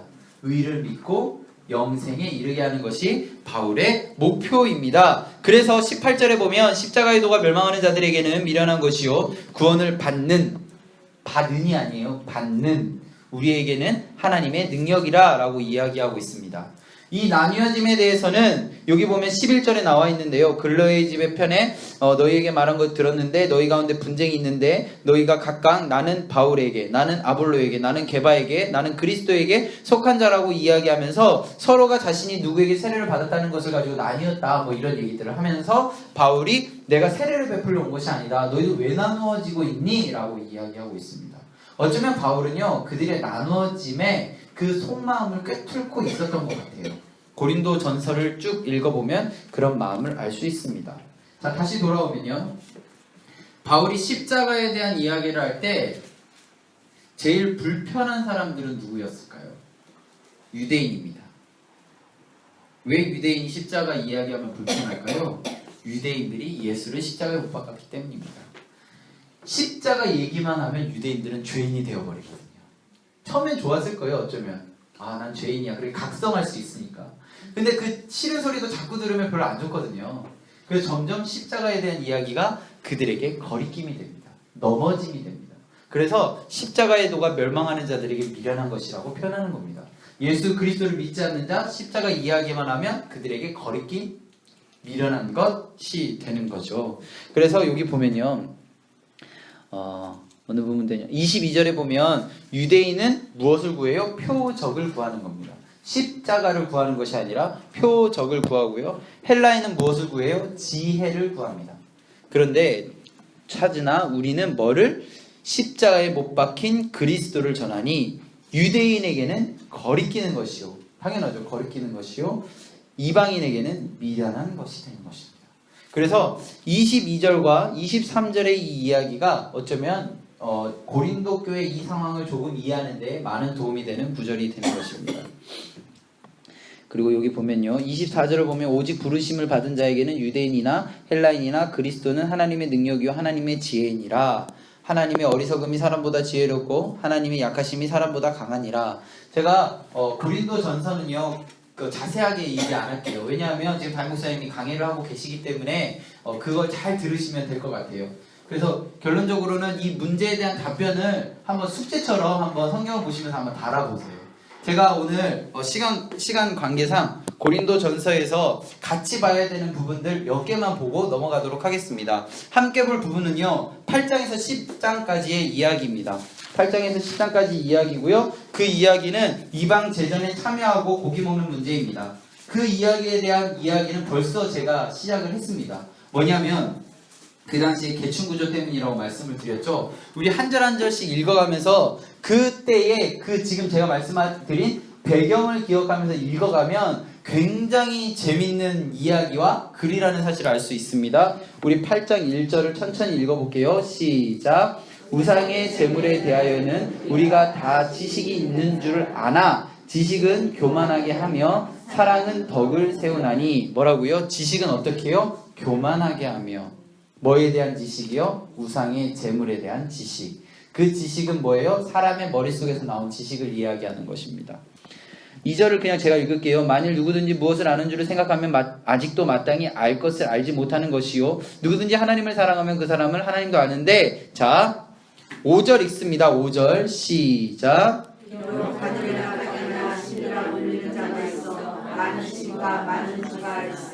자, 여기서 보면 이거는 제가 그때 구역장 교육할 때 담임선생님이 하셨던 얘기 같은데 범신론이에요. 범신. 그러니까 신이 굉장히 많은 거예요. 신. 그 일본에 가면 집 안에만 신이 막 10개 이상 있다고 하잖아요. 뭐 문신, 먼신 막 그렇게 하여간. 그게 그 당시에 로마는 다신론 국가예요. 그러니까 다 믿어요. 그러니까 로마에서 로마 사람들이 그 처음에 그리스도인들에게 이야기했던 게 뭐냐면 우리도 예수님 인정할게. 너희도 우리 신 인정해. 이런 논리였어요. 근데 그리스도인들이 왜 박해를 받았냐면 유일신 사상이잖아요. 그래서 그거를 인정할 수가 없었어요. 그러니까 로마 사람들은 어떻게 생각했어요? 우리는 인정하는데 왜 너는 인정 안 해? 이러면서 박해하기 시작한 거예요. 그래서 그리스도교를 특별히 더 박해했대요. 그래서 쭉 보면 많았으나 6절 시작. 그러나 우리에게는 하나님이고 아버지가 계시니 아무리 그에게서 낳고 우리도 그를 위하여 있고 또한 한 주 예수 그리스도께서 계시니 만물이 그로 말미암고 우리도 그로 말미암아 있느니라. 여기까지가 지식이에요. 그들의 머릿속에 있는 지식. 이거 잘못된 거 아니죠. 이건 잘못된 게 아니에요. 이건 맞아요. 근데 이걸 어떻게 활용하냐면요. 악용하는데요. 7절 시작. 그러나 이 지식은 모든 사람에게 있는 것은 아니고 어떤 이들은 지금까지 우상에 대한 습관이 있어 우상의 제물로 알고 먹는 거로 그들의 양심이 약해지고 더러워지느라. 자, 이 이야기 그러니까 6절과 7절 사이에 어떤 이야기가 숨겨져 있을까요? 그러니까 음식 먹어도 돼. 이러니까 온 지구상에 신은 하나님 한 분밖에 안 계시니까 제전에서 모시는 신은 없는 존재니까 그 신을 기쁘게 하려고 했던 고기 먹어도 돼. 그러니까 7절에서 그러나 이 지식은 모든 사람에게 있는 것이 아니므로 어떤 이들은 지금까지 우상에 대한 습관이 있어 우상의 재물을 알고 먹는 거로 그들의 양심이 약하여지고 더러워진 것이다. 이 말은 뭐예요? 이런 지식을 활용하지 않는 사람도 있다라는 거예요. 이 지식을 주로 활용하지 않는 사람들은 누구일까요? 종으로 함께 갔던 사람들이에요. 이때 그리스도교를 믿는다는 것은요, 가족에게서 쫓겨나는 거예요. 그 마을에서 왕따 당하는 거거든요. 그리스도인이 됨으로 인해서 많은 것들을 포기한 사람들이, 자신의 주인으로 모시던 사람들이, 교회에 어쩌면 지도층으로 있던 사람들이 자신의 지식으로 그것을 악용하는 행동이 그들에게 넘어짐이 되어버린 거예요. 그래서 이 8절에 보면 음식은 우리를 하나님 앞에 내세우지 못하나니 우리가 먹지 않는다고 해서 더 못 사는 것도 아니고 먹는다고 해서 더 잘 사는 것도 아니니라.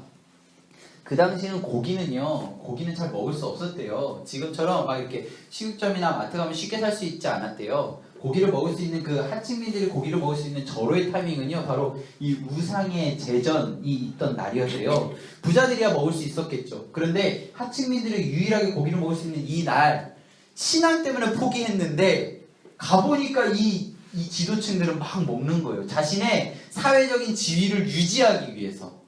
그러면서 지식이라고 이야기하는 것들이 자신이 포기해버린 것들을 무가치하게 만들어버린 거예요. 그래서 뭐라고 이야기하냐면요, 9절입니다. 읽습니다. 시작. 걸려 넘어지게 하는 것이 되지 않도록 조심하라. 너희가 자유라고 하는 그 지식이 누군가에게 걸려 넘어지는 것이 되지 않도록 주의해라. 이렇게 이야기합니다. 그러면서 10절에 보면 지식 있는 내가 우상의 집에 앉아 먹는 것을, 지금 앉아 먹고 있다라는 거예요. 자신의 지식을 가지고 괜찮다는 생각을 갖고 먹는 것을 누구든지 보면 그 믿음의 약한 자들의 양심에 담력을 얻어 우상의 재물을 먹게 되지 않겠느냐? 그러면 내 지식으로 그 믿음이 약한 자가 멸망하나니 그는 그리스도께서 위하여 죽으신 자라, 형제라. 이같이 너희가 형제에게 죄를 지어 그 약한 양심을 상하게 하는 것이 곧 그리스도에게 죄를 짓는 것이니라. 그러므로 만일 음식이 내 형제를 실족하게 한다면 나는 영원히 고기를 먹지 아니하여 내 형제를 실족하지 않게 하리라. 바울의 생각은 뭐에 잡혀있냐면 자신의 지위의 유지가 아니라 형제가 실족하고 안 하고, 그러니까 믿음이 있고 없고의 상황을 계속 맞춰서 보고 있다는 사실을 우리는 기억해야 됩니다. 사실 바울은요, 그 고기를 먹는 것 괜찮다라고까지도 이해할 수 있어요. 이 글을 보면.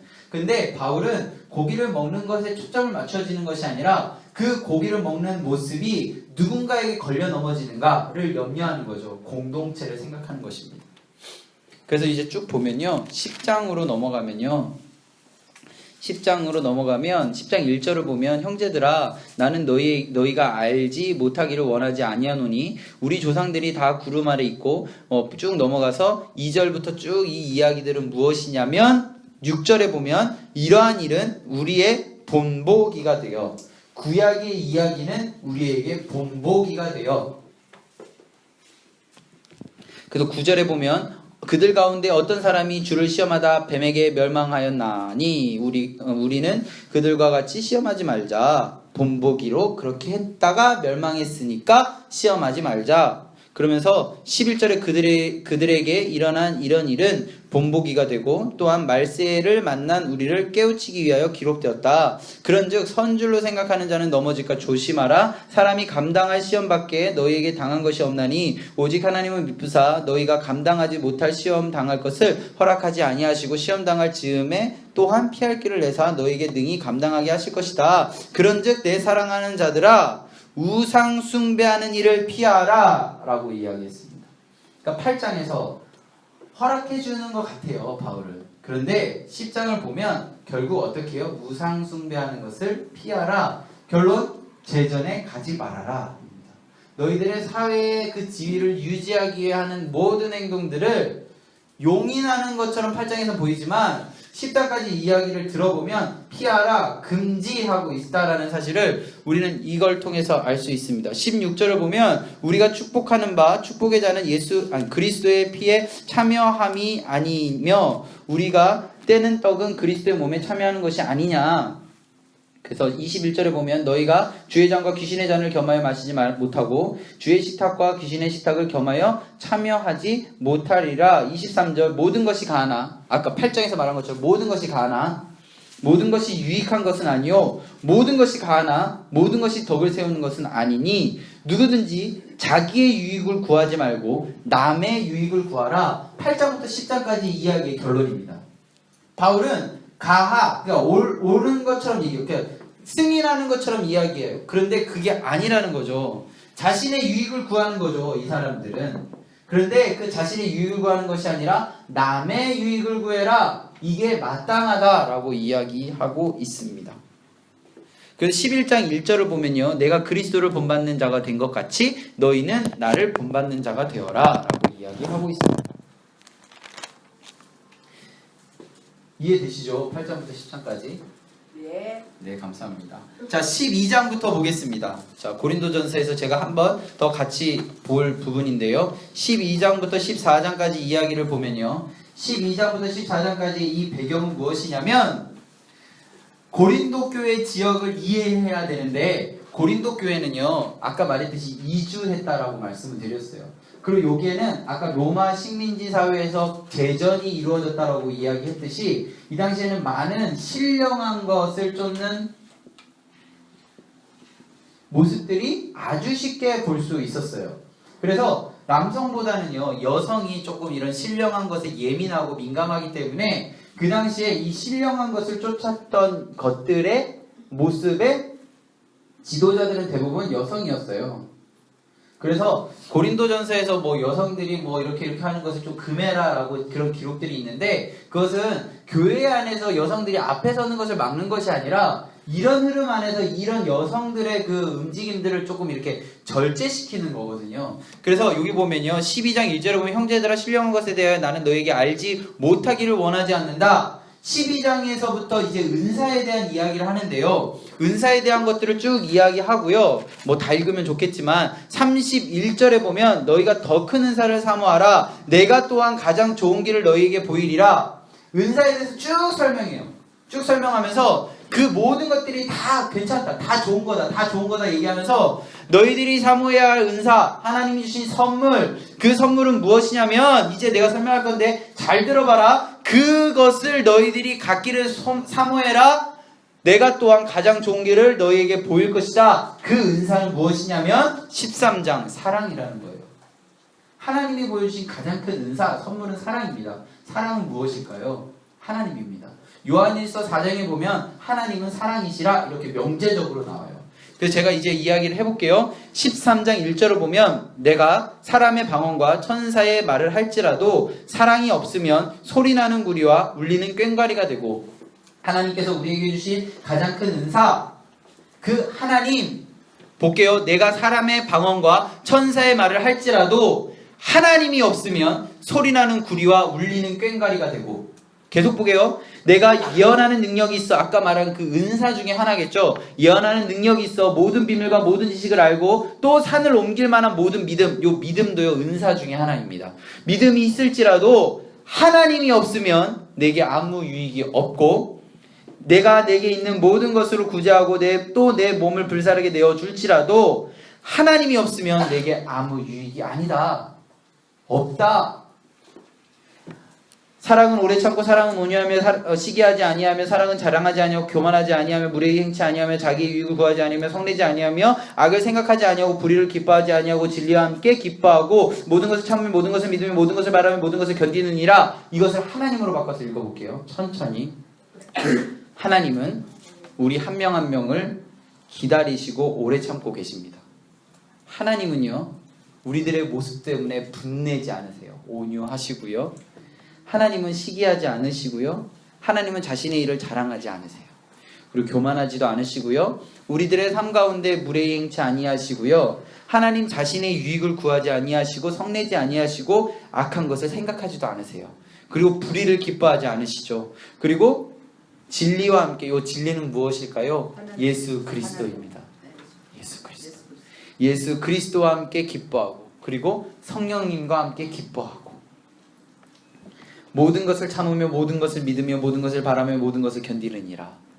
사랑은, 하나님은 언제까지나 우리에게서 떨어지지 아니하되 예언도 패하고 방언도 그치고 지식도 패하지만 하나님은 우리와 함께 영원히 함께 하시고, 9절, 우리는 지금 하나님을 어떻게 알고 있어요? 부분적으로 알고 있어요.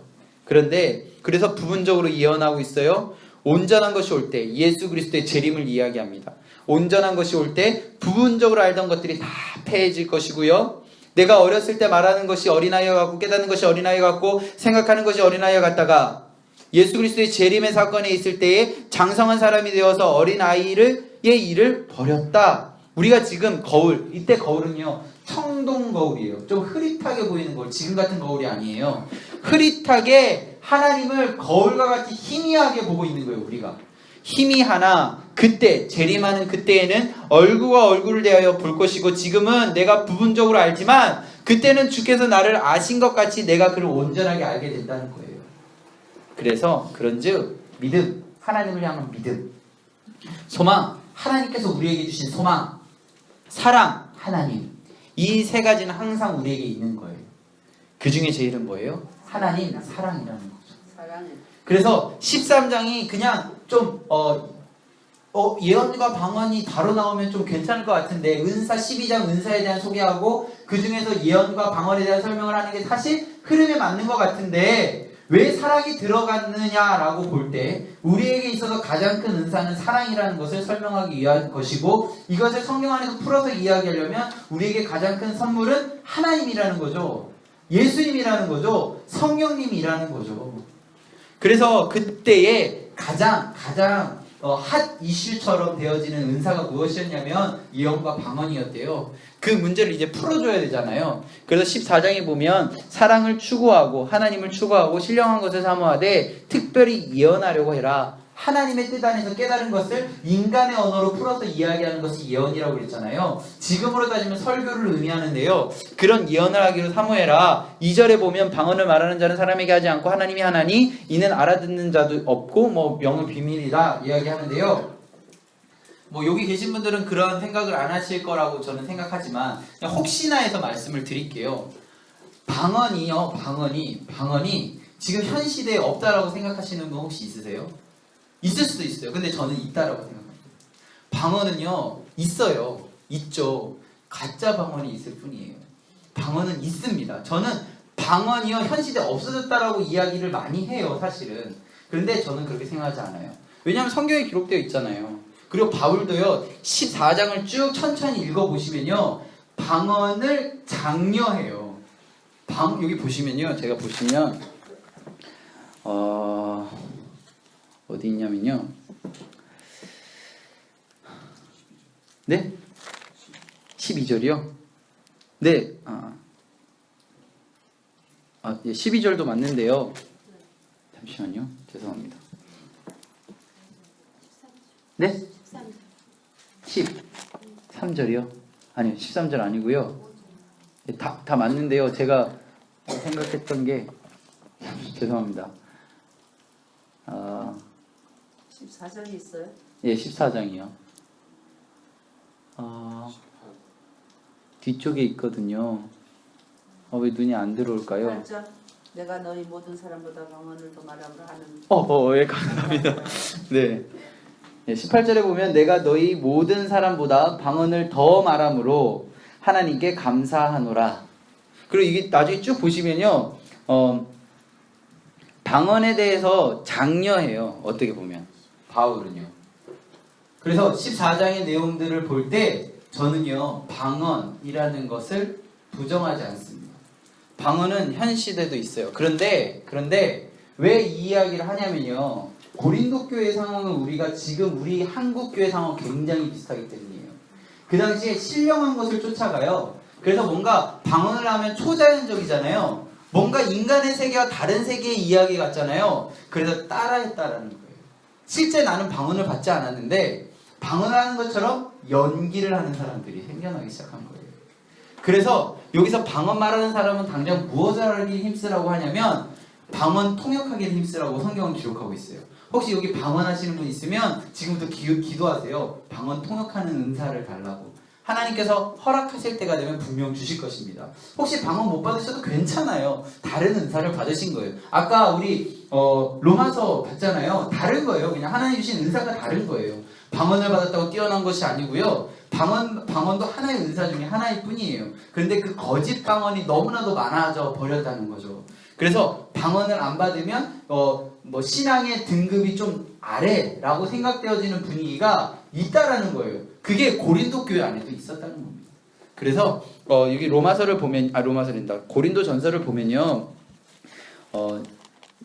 13절, 14장 13절을 보면 그러므로 방언을 말하는 자는 통역하기를 기도해라. 내가 만일 방언으로 기도하면 나의 영이 기도하거니와 나의 마음은 열매를 맺지 못하리라. 15절 그러면 어떻게 할까? 내가 영으로 기도하고 또 마음으로 기도하며 내가 영으로 찬송하고 또 마음으로 찬송하리라. 이렇게 되어 있습니다.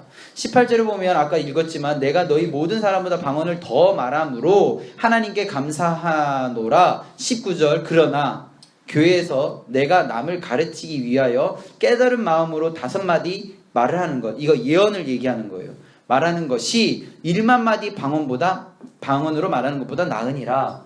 자기 자신에게는 방언으로 기도하는 것이 참 유익하죠. 그런데 교회 전체로 볼 때는 그 방언으로 기도하는 것이 유익하지 않을 수도 있다라는 거예요.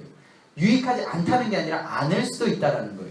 그걸 우리가 기억하고 기도했으면 좋겠습니다. 여기 보면요. 22절을 보면 그러므로 방언은 믿는 자들을 위하지 아니하고 믿지 않는 자들을 위하여 표적이나 예언은 믿지 아니하는 자들을 위하지 않고 믿는 자들을 위한 것이다. 방언은요. 믿지 않는 자들에게 표적이에요. 표적.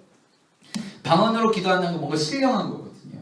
그래서 그렇게 기도하면 믿지 않는 사람들이 딱 봤을 때 뭔가 달라 보이거든요. 그래서 그런 사람들에게는 어쩌면 표적, 뭔가 대단한 건 아니고 표적이라는 표적. 하나님이 일하시는 표적이라는 거예요. 그런데 믿는 자들에게는 그것이 큰 의미는 없다는 거예요. 왜냐하면 은사 중에 그냥 하나니까. 그래서 믿는 자들에게는 예언함. 이것이 믿는 자들에게 더 중요한 것이다 라고 이야기하고 있고요. 26절에서부터 30절까지 내용을 보면 그 당시에 무분별한 무질서함에 대한 것들을 경고하기 시작하는데요. 27절부터 읽어보면요. 만일 누가 방언으로 말하거든 2사람이나 많아야 3사람이 차례를 따라 한 사람을 통역해라. 그러니까 방언으로 막 이렇게 시도 때도 없이 했나봐요. 고린도께 신령한 것을 쫓았으니까. 그래서 방언으로 기도하고 싶거나 방언으로 뭔가를 하고 싶으면 한 2-3사람으로 한정지어서 하고 통역하는 사람이 있을 때만 해라 라고 되어진 겁니다. 그리고 차례대로. 그리고 28절에 보면 만일 통역하는 자가 없으면 교회에서는 잠잠하고 어떻게 해요? 자기와 하나님께만 말해라. 그러니까 자기와 기도할 때만 해라. 29절에 보면 예언하는 자는 2이나 3이나 말하고 다른 사람들은 분별해라. 그러니까 그 당시도 예언하는 거. 하나님 나에게 뭐 계시를 주셔서 이야기해야겠다 할 때도 차례대로 해라 라고 되어 있습니다. 그래서 여기 보시면요. 30절에 보면 만일 곁에 앉아 있다가 다른 이에게 계시가 있으면 먼저 하던 자는 잠잠해라. 쭉 보시면요. 여기 보면 34절에 보면 모든 성도가 교회와 함께함 같이 여자는 교회에서 잠잠해라. 여기서 여자는 무엇이냐면 아까 이야기했던 이런 분들, 그런 신령한 것을 쫓던 영적 지도자들의 대부분 여성이었기 때문에 얘기했고요. 그 당시에 혹시 들어보신 분들이 있을지 모르겠지만 영지주의라고 그래서 몸은 더럽고 영은 깨끗하다고 그래서 영만 막 쫓아갔던 사람들이 있었대요. 그런 이단들이 있었거든요. 그래서 영적인 것에 대한 것을 너무 갈망해서 그것을 너무 치우쳐서 이단으로 빠지는 사람들이 많았거든요. 그런 것들에 대한 경계입니다. 보시고요. 39절에 보면 그런즉 내 형제들아 예언하기를 사모하며 방언하기를 금하지 말아라. 방언을 말하는 걸 금하지 말래요. 성경에 기록되어 있어요. 그리고 모든 것을 품위 있게 하고 질서 있게 해라 라고 되어 있습니다. 그래서 저는 어떻게 생각하실지는 모르겠지만 다시 한번 말씀드리면 성경에 대한 이야기를 드리는 거고요. 성경에서는 예언과 방언에 대해서 금하고 가하고 이런 게 아니에요. 그냥 질서 있게 해라, 차례대로 해라, 모두가 함께 누릴 수 있게 해라 라고 명령하고 있습니다. 그것만 기억하시면요 괜찮을 것 같습니다. 그리고 고린도전서는요 지금 담임 목사님께서 강해를 하고 계시기 때문에 제가 세부적으로 설명을 드리지는 않고요, 담임 목사님의 설교를 통해서 이 부분들 찾아가셨으면 좋겠습니다. 그리고요 고린도전서에 제가 이렇게 단락을 나눠 드렸잖아요. 그래서 집에 가서 1장부터 16장까지 읽어가시면서 이 문제에 대한 답을 성경 안에서 한번 찾아보세요. 그걸 찾아보시고 담임 목사님 설교를 통해서 그 부분들을 한번 이렇게 정리해 나가시면 참 좋을 것 같습니다. 고린도후서는 굉장히 짧게 설명드릴 건데요, 고린도후서는 고린도전서의 이 문제에 대한 답을 들었어요, 사람들이. 그런데 딱 들었는데 두 가지의 사람들이 생겨나기 시작합니다. 어떤 사람이요? 그것을 듣고 내가 잘못했구나, 내가 잘못했구나, 다시 돌아와야지 하고 수용하는 사람들이 있었어요. 그런데 아까 말했지만 이 위에 있던 사람들은 그걸 받아들이기에는 좀 힘들었어요. 그래서 거부했는데요, 그냥 무조건 거부할 수는 없으니까 두 가지 이유를 들고 거부를 합니다. 첫 번째는 바울 사도냐라는 거예요. 사도는 뭐냐면 예수님의 제자만 사도예요. 그 당시는 가룟 유다 빼고 또 한 명을 뽑았잖아요. 그래서 12명만 사도예요, 사실은. 아니면 사도냐? 아니지 않냐? 그러면 바울이 고린도 교회에 올 때 누가 보증해 줬냐예요. 그 당시는 많은 이단들이 있었기 때문에 보증인이 꼭 필요했어요. 그러니까 어딜 갈 때 추천서가 필요했어요. 그러니까 아볼로가 올 때요, 에베소에서 그냥 가서 사역한 게 아니라 브리스길라와 아굴라가 추천서를 써줘요. 사도행전에 보면 그런 식으로 바울 너 추천서 누구한테 있느냐라고 이야기 되어지는 거죠. 그걸 가지고 해서 바울은요 1장부터 마지막 장까지 뭘 얘기하냐면 나 사도다 라고 얘기해요. 나 사도 맞아.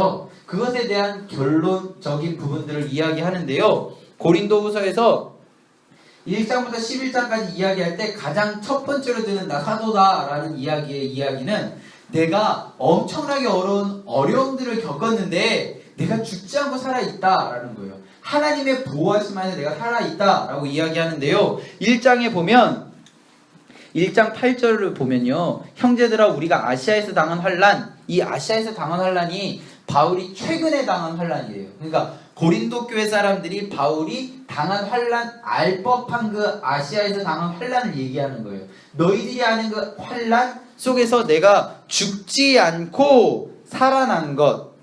10절에 보면 그가 이같이 큰 사망에서 우리를 건지셨고 내가 죽을 법한 그 상황에서 건져진 이유는 내가 사도이기 때문이다 라고 얘기해요. 내가 최근에 당한 건 너희들 알고 있지? 내가 그 상황에 죽지 않고 살아난 이유는 내가 사도이기 때문이야. 자, 11장 가겠습니다. 11장 32절입니다. 32절. 다메섹에서 아레다 왕의 고관이 나를 잡으려고 다메섹 성을 지켰는데 나는 광주를 타고 들창문에 이거 뭐냐면요, 사도행전 9장이에요. 예수님 맞죠? 예수님을 만나고 사도 바울이 회심을 한 게 9장이거든요. 사도행전 9장. 그때 처음 당한 환란이에요. 그러니까 사도행전 죄송합니다. 고린도후서 1장부터 고린도후서 11장까지는 사도 바울이 자신은 사도다라는 것을 계속 이야기하고 있어요. 나 사도야, 나 죽을 법했는데 살아난 거야. 지금 너희들이 알고 있는 것부터 처음까지의 모든 시간들을 볼 때 나 사도야. 그런데 너희들 속에 그 마음을 흐트러 놓는 사람들이 있구나 라고 이야기하는 것입니다. 그 이야기를 조금 하고 오늘 마치려고 하는데요, 자, 사도인 이유는 제가 이 46절에서 설명했는데 첫 번째 이유가 뭐라고요? 죽지 않고 지금 살아있다라는 거예요. 두 번째 이유 좀 이따 설명드릴게요. 첫 번째 이유를 가지고 이야기할 때 내가 진짜고 너희들이 내가 가짜라고 이야기하는 게 가짜야 라고 이야기하는 겁니다. 그 이야기를 조금 진행을 하면서 보면요, 자, 다 보면 좋겠지만 제가 뜨문뜨문 이야기를 드릴게요. 2장입니다. 2장 14절. 항상 우리를 그리스도 안에서 이기게 하시고 우리로 말미암아 각처에서 그리스도라는 냄새를 나타낸 하나님께 감사한다. 자, 진짜에게는 어떤 냄새가 나냐면 그리스도를 아는 냄새가 나는 거예요. 가짜에게서는 어떤 냄새가 나냐면요, 16절, 이 사람은 사망으로부터 사망에 이르는 냄새가 난다는 거예요. 자, 계속 비교해서 이야기하는데요. 진짜에게는 생명으로부터 생명에 이르는 냄새가 난다는 거예요. 17절요. 우리가 수많은 사람처럼 하나님의 말씀을 혼잡하게 하지 않는다는, 가짜는 하나님의 말씀을 혼잡하게 한다는 거예요. 진짜는 혼잡하게 하지 않는다는 거고요. 순전하게 한다는 거고요. 하나님께 받은 것 같이 하나님 앞에서, 그리스도 앞에서 말한다는 거예요. 그래서 진짜와 가짜를 구분합니다. 또 볼까요? 3장에 보면 아까 문제가 됐던 게 뭐예요? 누가 추천했느냐 입니다. 자, 3장 1절에 보면 우리가 다시 자천하기를 시작하는데, 우리가 어찌 어떤 사람처럼 추천서를 너희에게 붙이거나 혹은 너희에게 받거나 할 필요가 있느냐? 너희 한 명 한 명이, 2절에 보면 너희 한 명 한 명이 우리의 편지다. 고린도 교회에서 예수 그리스도를 구주로 시인하는 너희들이 나의 편지고 보증이고 추천서의 내용이다. 우리의 마음에 썼고 뭇 사람에게 알고 읽는 바, 너희는 우리로 말미암아 나타난 그리스도의 편지는 이는 먹으로 쓴 것이 아니고 오직 살아계신 하나님의 영으로 쓴 것이고, 또 돌판에 쓴 것이 아니고 오직 육의 마음판에 쓴 것이다. 자, 그 사람들이 요청하는 건 뭐예요? 먹으로 쓴 거죠. 그 먹으로 쓴 것을 주장하는 사람들은 결론은 뭐예요? 가짜라는 거죠. 나는 어디 썼다고요? 육의 마음판에 썼다는 거예요. 육의 마음판에 쓴 게 진짜라는 겁니다. 더 볼까요? 7절에 보면 돌에 써서 새긴 죽게 하는 율법 조문의 직분, 그 율법 조문의 직분을 강조하는 사람들은 뭐라고요? 가짜라는 것입니다. 영광이 있어 이스라엘 자손들은 모세의 얼굴에 없어질 영광 때문에 쭉 넘어가서요. 8절에 보면 영의 직분은 더욱 영광이 있지 아니하냐. 9절 정죄의 직분은 영광이 있은즉 의의 직분도 영광이 있다. 쭉 넘어가서요. 17절에 보면 주는 영이시니 주의 영이 계신 곳엔 자유함이 있다. 여기 쭉 이런 얘기들이 쭉 진행되면서요. 바울이 이야기하는 것은 너희들이 나를 가짜라고 생각하는 그 사람들, 16절 그러므로 우리가 낙심하지 아니하노니 우리의 겉사람은 낡아지고 우리의 속사람은 날로 새로워진다. 우리가 낙심하지 않는 이유는 그 사람들의 논리는 언젠간 말라버리고 언젠간 낡아버릴 것이라는 거예요. 그 겉사람만을 주장하는 사람들, 겉모습만을 이야기하는 사람들, 지금 사도가 아니라고 이야기할 때 내용들이 뭐예요? 겉으로 드러나는 거잖아요. 12 제자냐? 추천서는 누구냐? 겉으로 드러난 거잖아요. 근데 그거는 어떻게 된다고요? 낡아버린다는 것을 내가 알기 때문이다 라고 되어지고요. 여기 보면 18절에 보면 우리가 주목하는 것, 진짜들이 주목하는 건 뭐라고요? 보이는 것이 아니다. 보이지 않는 것이다. 보이는 것은 잠깐이다. 보이지 않는 것은 영원하다. 진짜와 가짜. 그리고 5장에 보면요, 만일 땅에 있는 우리의 장막짐이 무너지면 하나님께서 지으신 집, 곧 손으로 지으신 것이 아니요 하늘에 있는 영원한 집 우리에게 있는 줄 안다. 지금 땅에 있는 것에 주목하는 사람들은 언젠간 무너진다는 거예요. 하늘을 소망을 품고 살아가는 사람들은 영원한 집에 거한다는 거예요. 그래서 고린도후서는요, 변호입니다.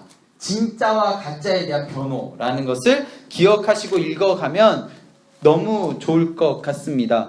6장을 보면요, 이 결정을 언제 하라고 되어 있냐면요, 6장 2절입니다. 6장 2절에 보면 중간부터 보면요, 보라 지금은 은혜 받을 만한 때요, 보라 지금은 구원의 날이다. 너희들 진짜와 가짜 사이에서 방황하지 말고, 너희들을 혼돈하게 하고 너희들을 복잡하게 하는 그 가짜에 얽매여 있지 말고 진짜인 나에게 와서 은혜 받고 구원 받아라. 지금, 오늘, 당장이라고 이야기하고 있습니다.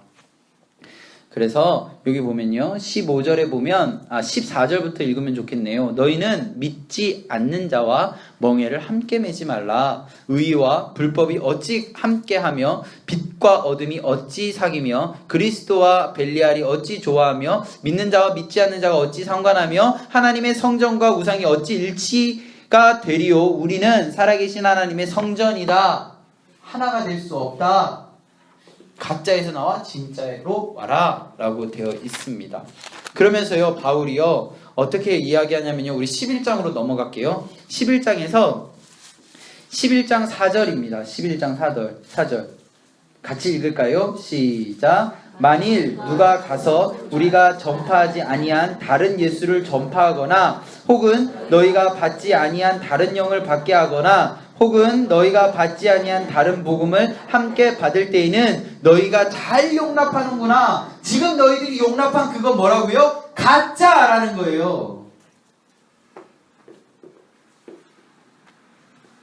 그래서요 14절에 보면 이것은 이상한 일이 아니니라 사탄도 자기를 광명한 천사로 가장하나니 그러면 사탄의 일꾼이 자기를 의의 일꾼으로 가장하는 것이 또한 대단한 일이 아니니라. 그들이 마지막은 그 행위대로 될 것이다. 그러면서요 바울이요 어떻게 하냐면 11장에서 엄청난 결심을 해요. 그래? 너희들이 그렇게 원하는 겉사람의 모습 내가 한번 보여줄까? 22절입니다. 그 겉사람을 좋아하는 사람들, 그들이 히브리인이냐? 나도 그러하다. 그들이 이스라엘인이냐? 나도 그러하다. 그들이 아브라함의 후손이냐? 나도 그러하다. 그들이 그리스도의 일꾼이냐? 정신없는 말을 하거니와 나도 그러하다. 나 그런 사람이야 라고 얘기하면서 그런데 내가 진짜 자랑하고 싶은 건 뭐냐면 24절이에요. 유대인들에게 40에 하나 감한 매, 그러니까 내가 그런 매를 5번 맞았다? 3번 퇴장당했다? 1번 돌에 맞았고 3번 파손당했다? 일주야를 깊은 바다에 내가 지냈는데 내가 죽지 않았다는 사실이다. 그래서 나 사도다. 엄청 멋지지 않아요? 그러면서 바울이요 30절입니다. 아까 자랑하려고 했던 것을 자랑하는 것이 아니라 내가 부득불 자랑할진데 내가 약한 것을 자랑한다. 내가 이렇게 약한데 하나님이 사용하시고 죽을 법한데 죽지 않게 하시는 것. 왜? 내가 사도이기 때문이다. 고린도후서는 어떤 책이라고요? 바울이 사도임을 증명하는 책이에요. 바울이 사도라는 사실을 변호하는 책이에요. 그것에 맞춰서 고린도후서를 읽어가셔야 됩니다. 자, 두 번째 바울이 사도인 이유 12장에 나옵니다. 바울은요 자신이 사도인 이유를요 1절 제가 읽어볼게요. 무익하나마 내가 부득불 자랑하노니 주의 환상과 계시로 말하는데 내가 그리스도 안에 있는 한 사람을 아는데, 그러니까 자기 얘기하는데 좀 부끄러웠나 봐요. 아까 여기서 내가 자랑한다고 먼저 얘기해놓고 부득불 한 사람을 아는데 이렇게 바꿔요. 그는 14년 전에 셋째 하늘에 이끌려져 간 사람이다. 그러니까 여기서 자기가 14년 전에 셋째 하늘 3층 천에 갔던 사람이다.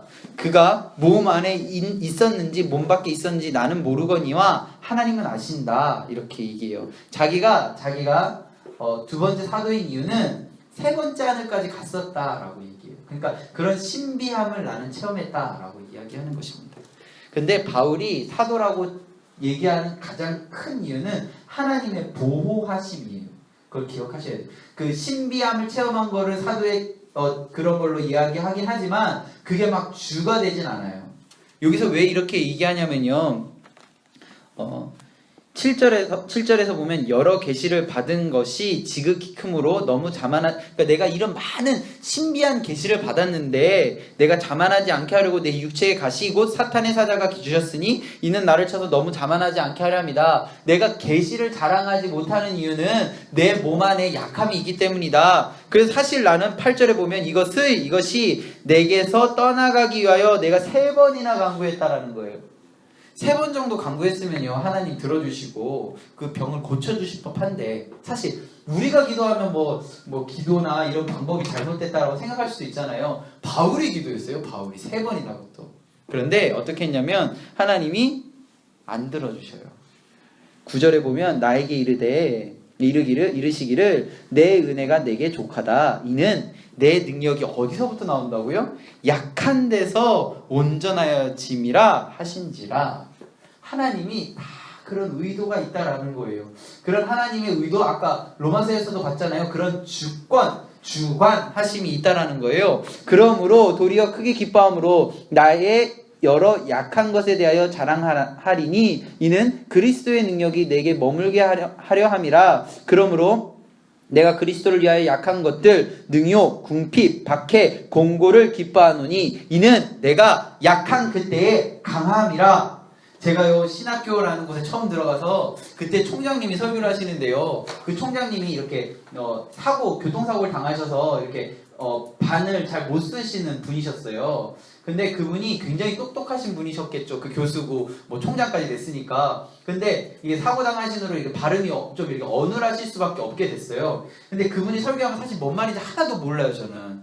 제가 그러다가 그분이 말이 유일하게 명확하게 들렸던 그 이야기를 하고 오늘 마치려고 하는데요. 그분이 설교를 하시는데 여러분은 약할 때 강함 되시는 하나님을 신뢰하셨으면 좋겠습니다. 그래서 저는 이 자리에 있는 모든 분들이 세상의 걸레가 되었으면 좋겠습니다. 아무도 가지 않는 곳 그곳에 가서 그 걸레가 되어서 하나님이 더럽다라고 이야기하신 곳을 일부러 찾아가서 그 약한 곳에서 강한 하나님의 은혜를 전하며 살아갔으면 좋겠습니다라고 얘기했어요. 제가 이야기하는 그 다음입니다. 그래서 그거에 은혜를 받은 찬양 인도자가 찬양 인도를 하는데요.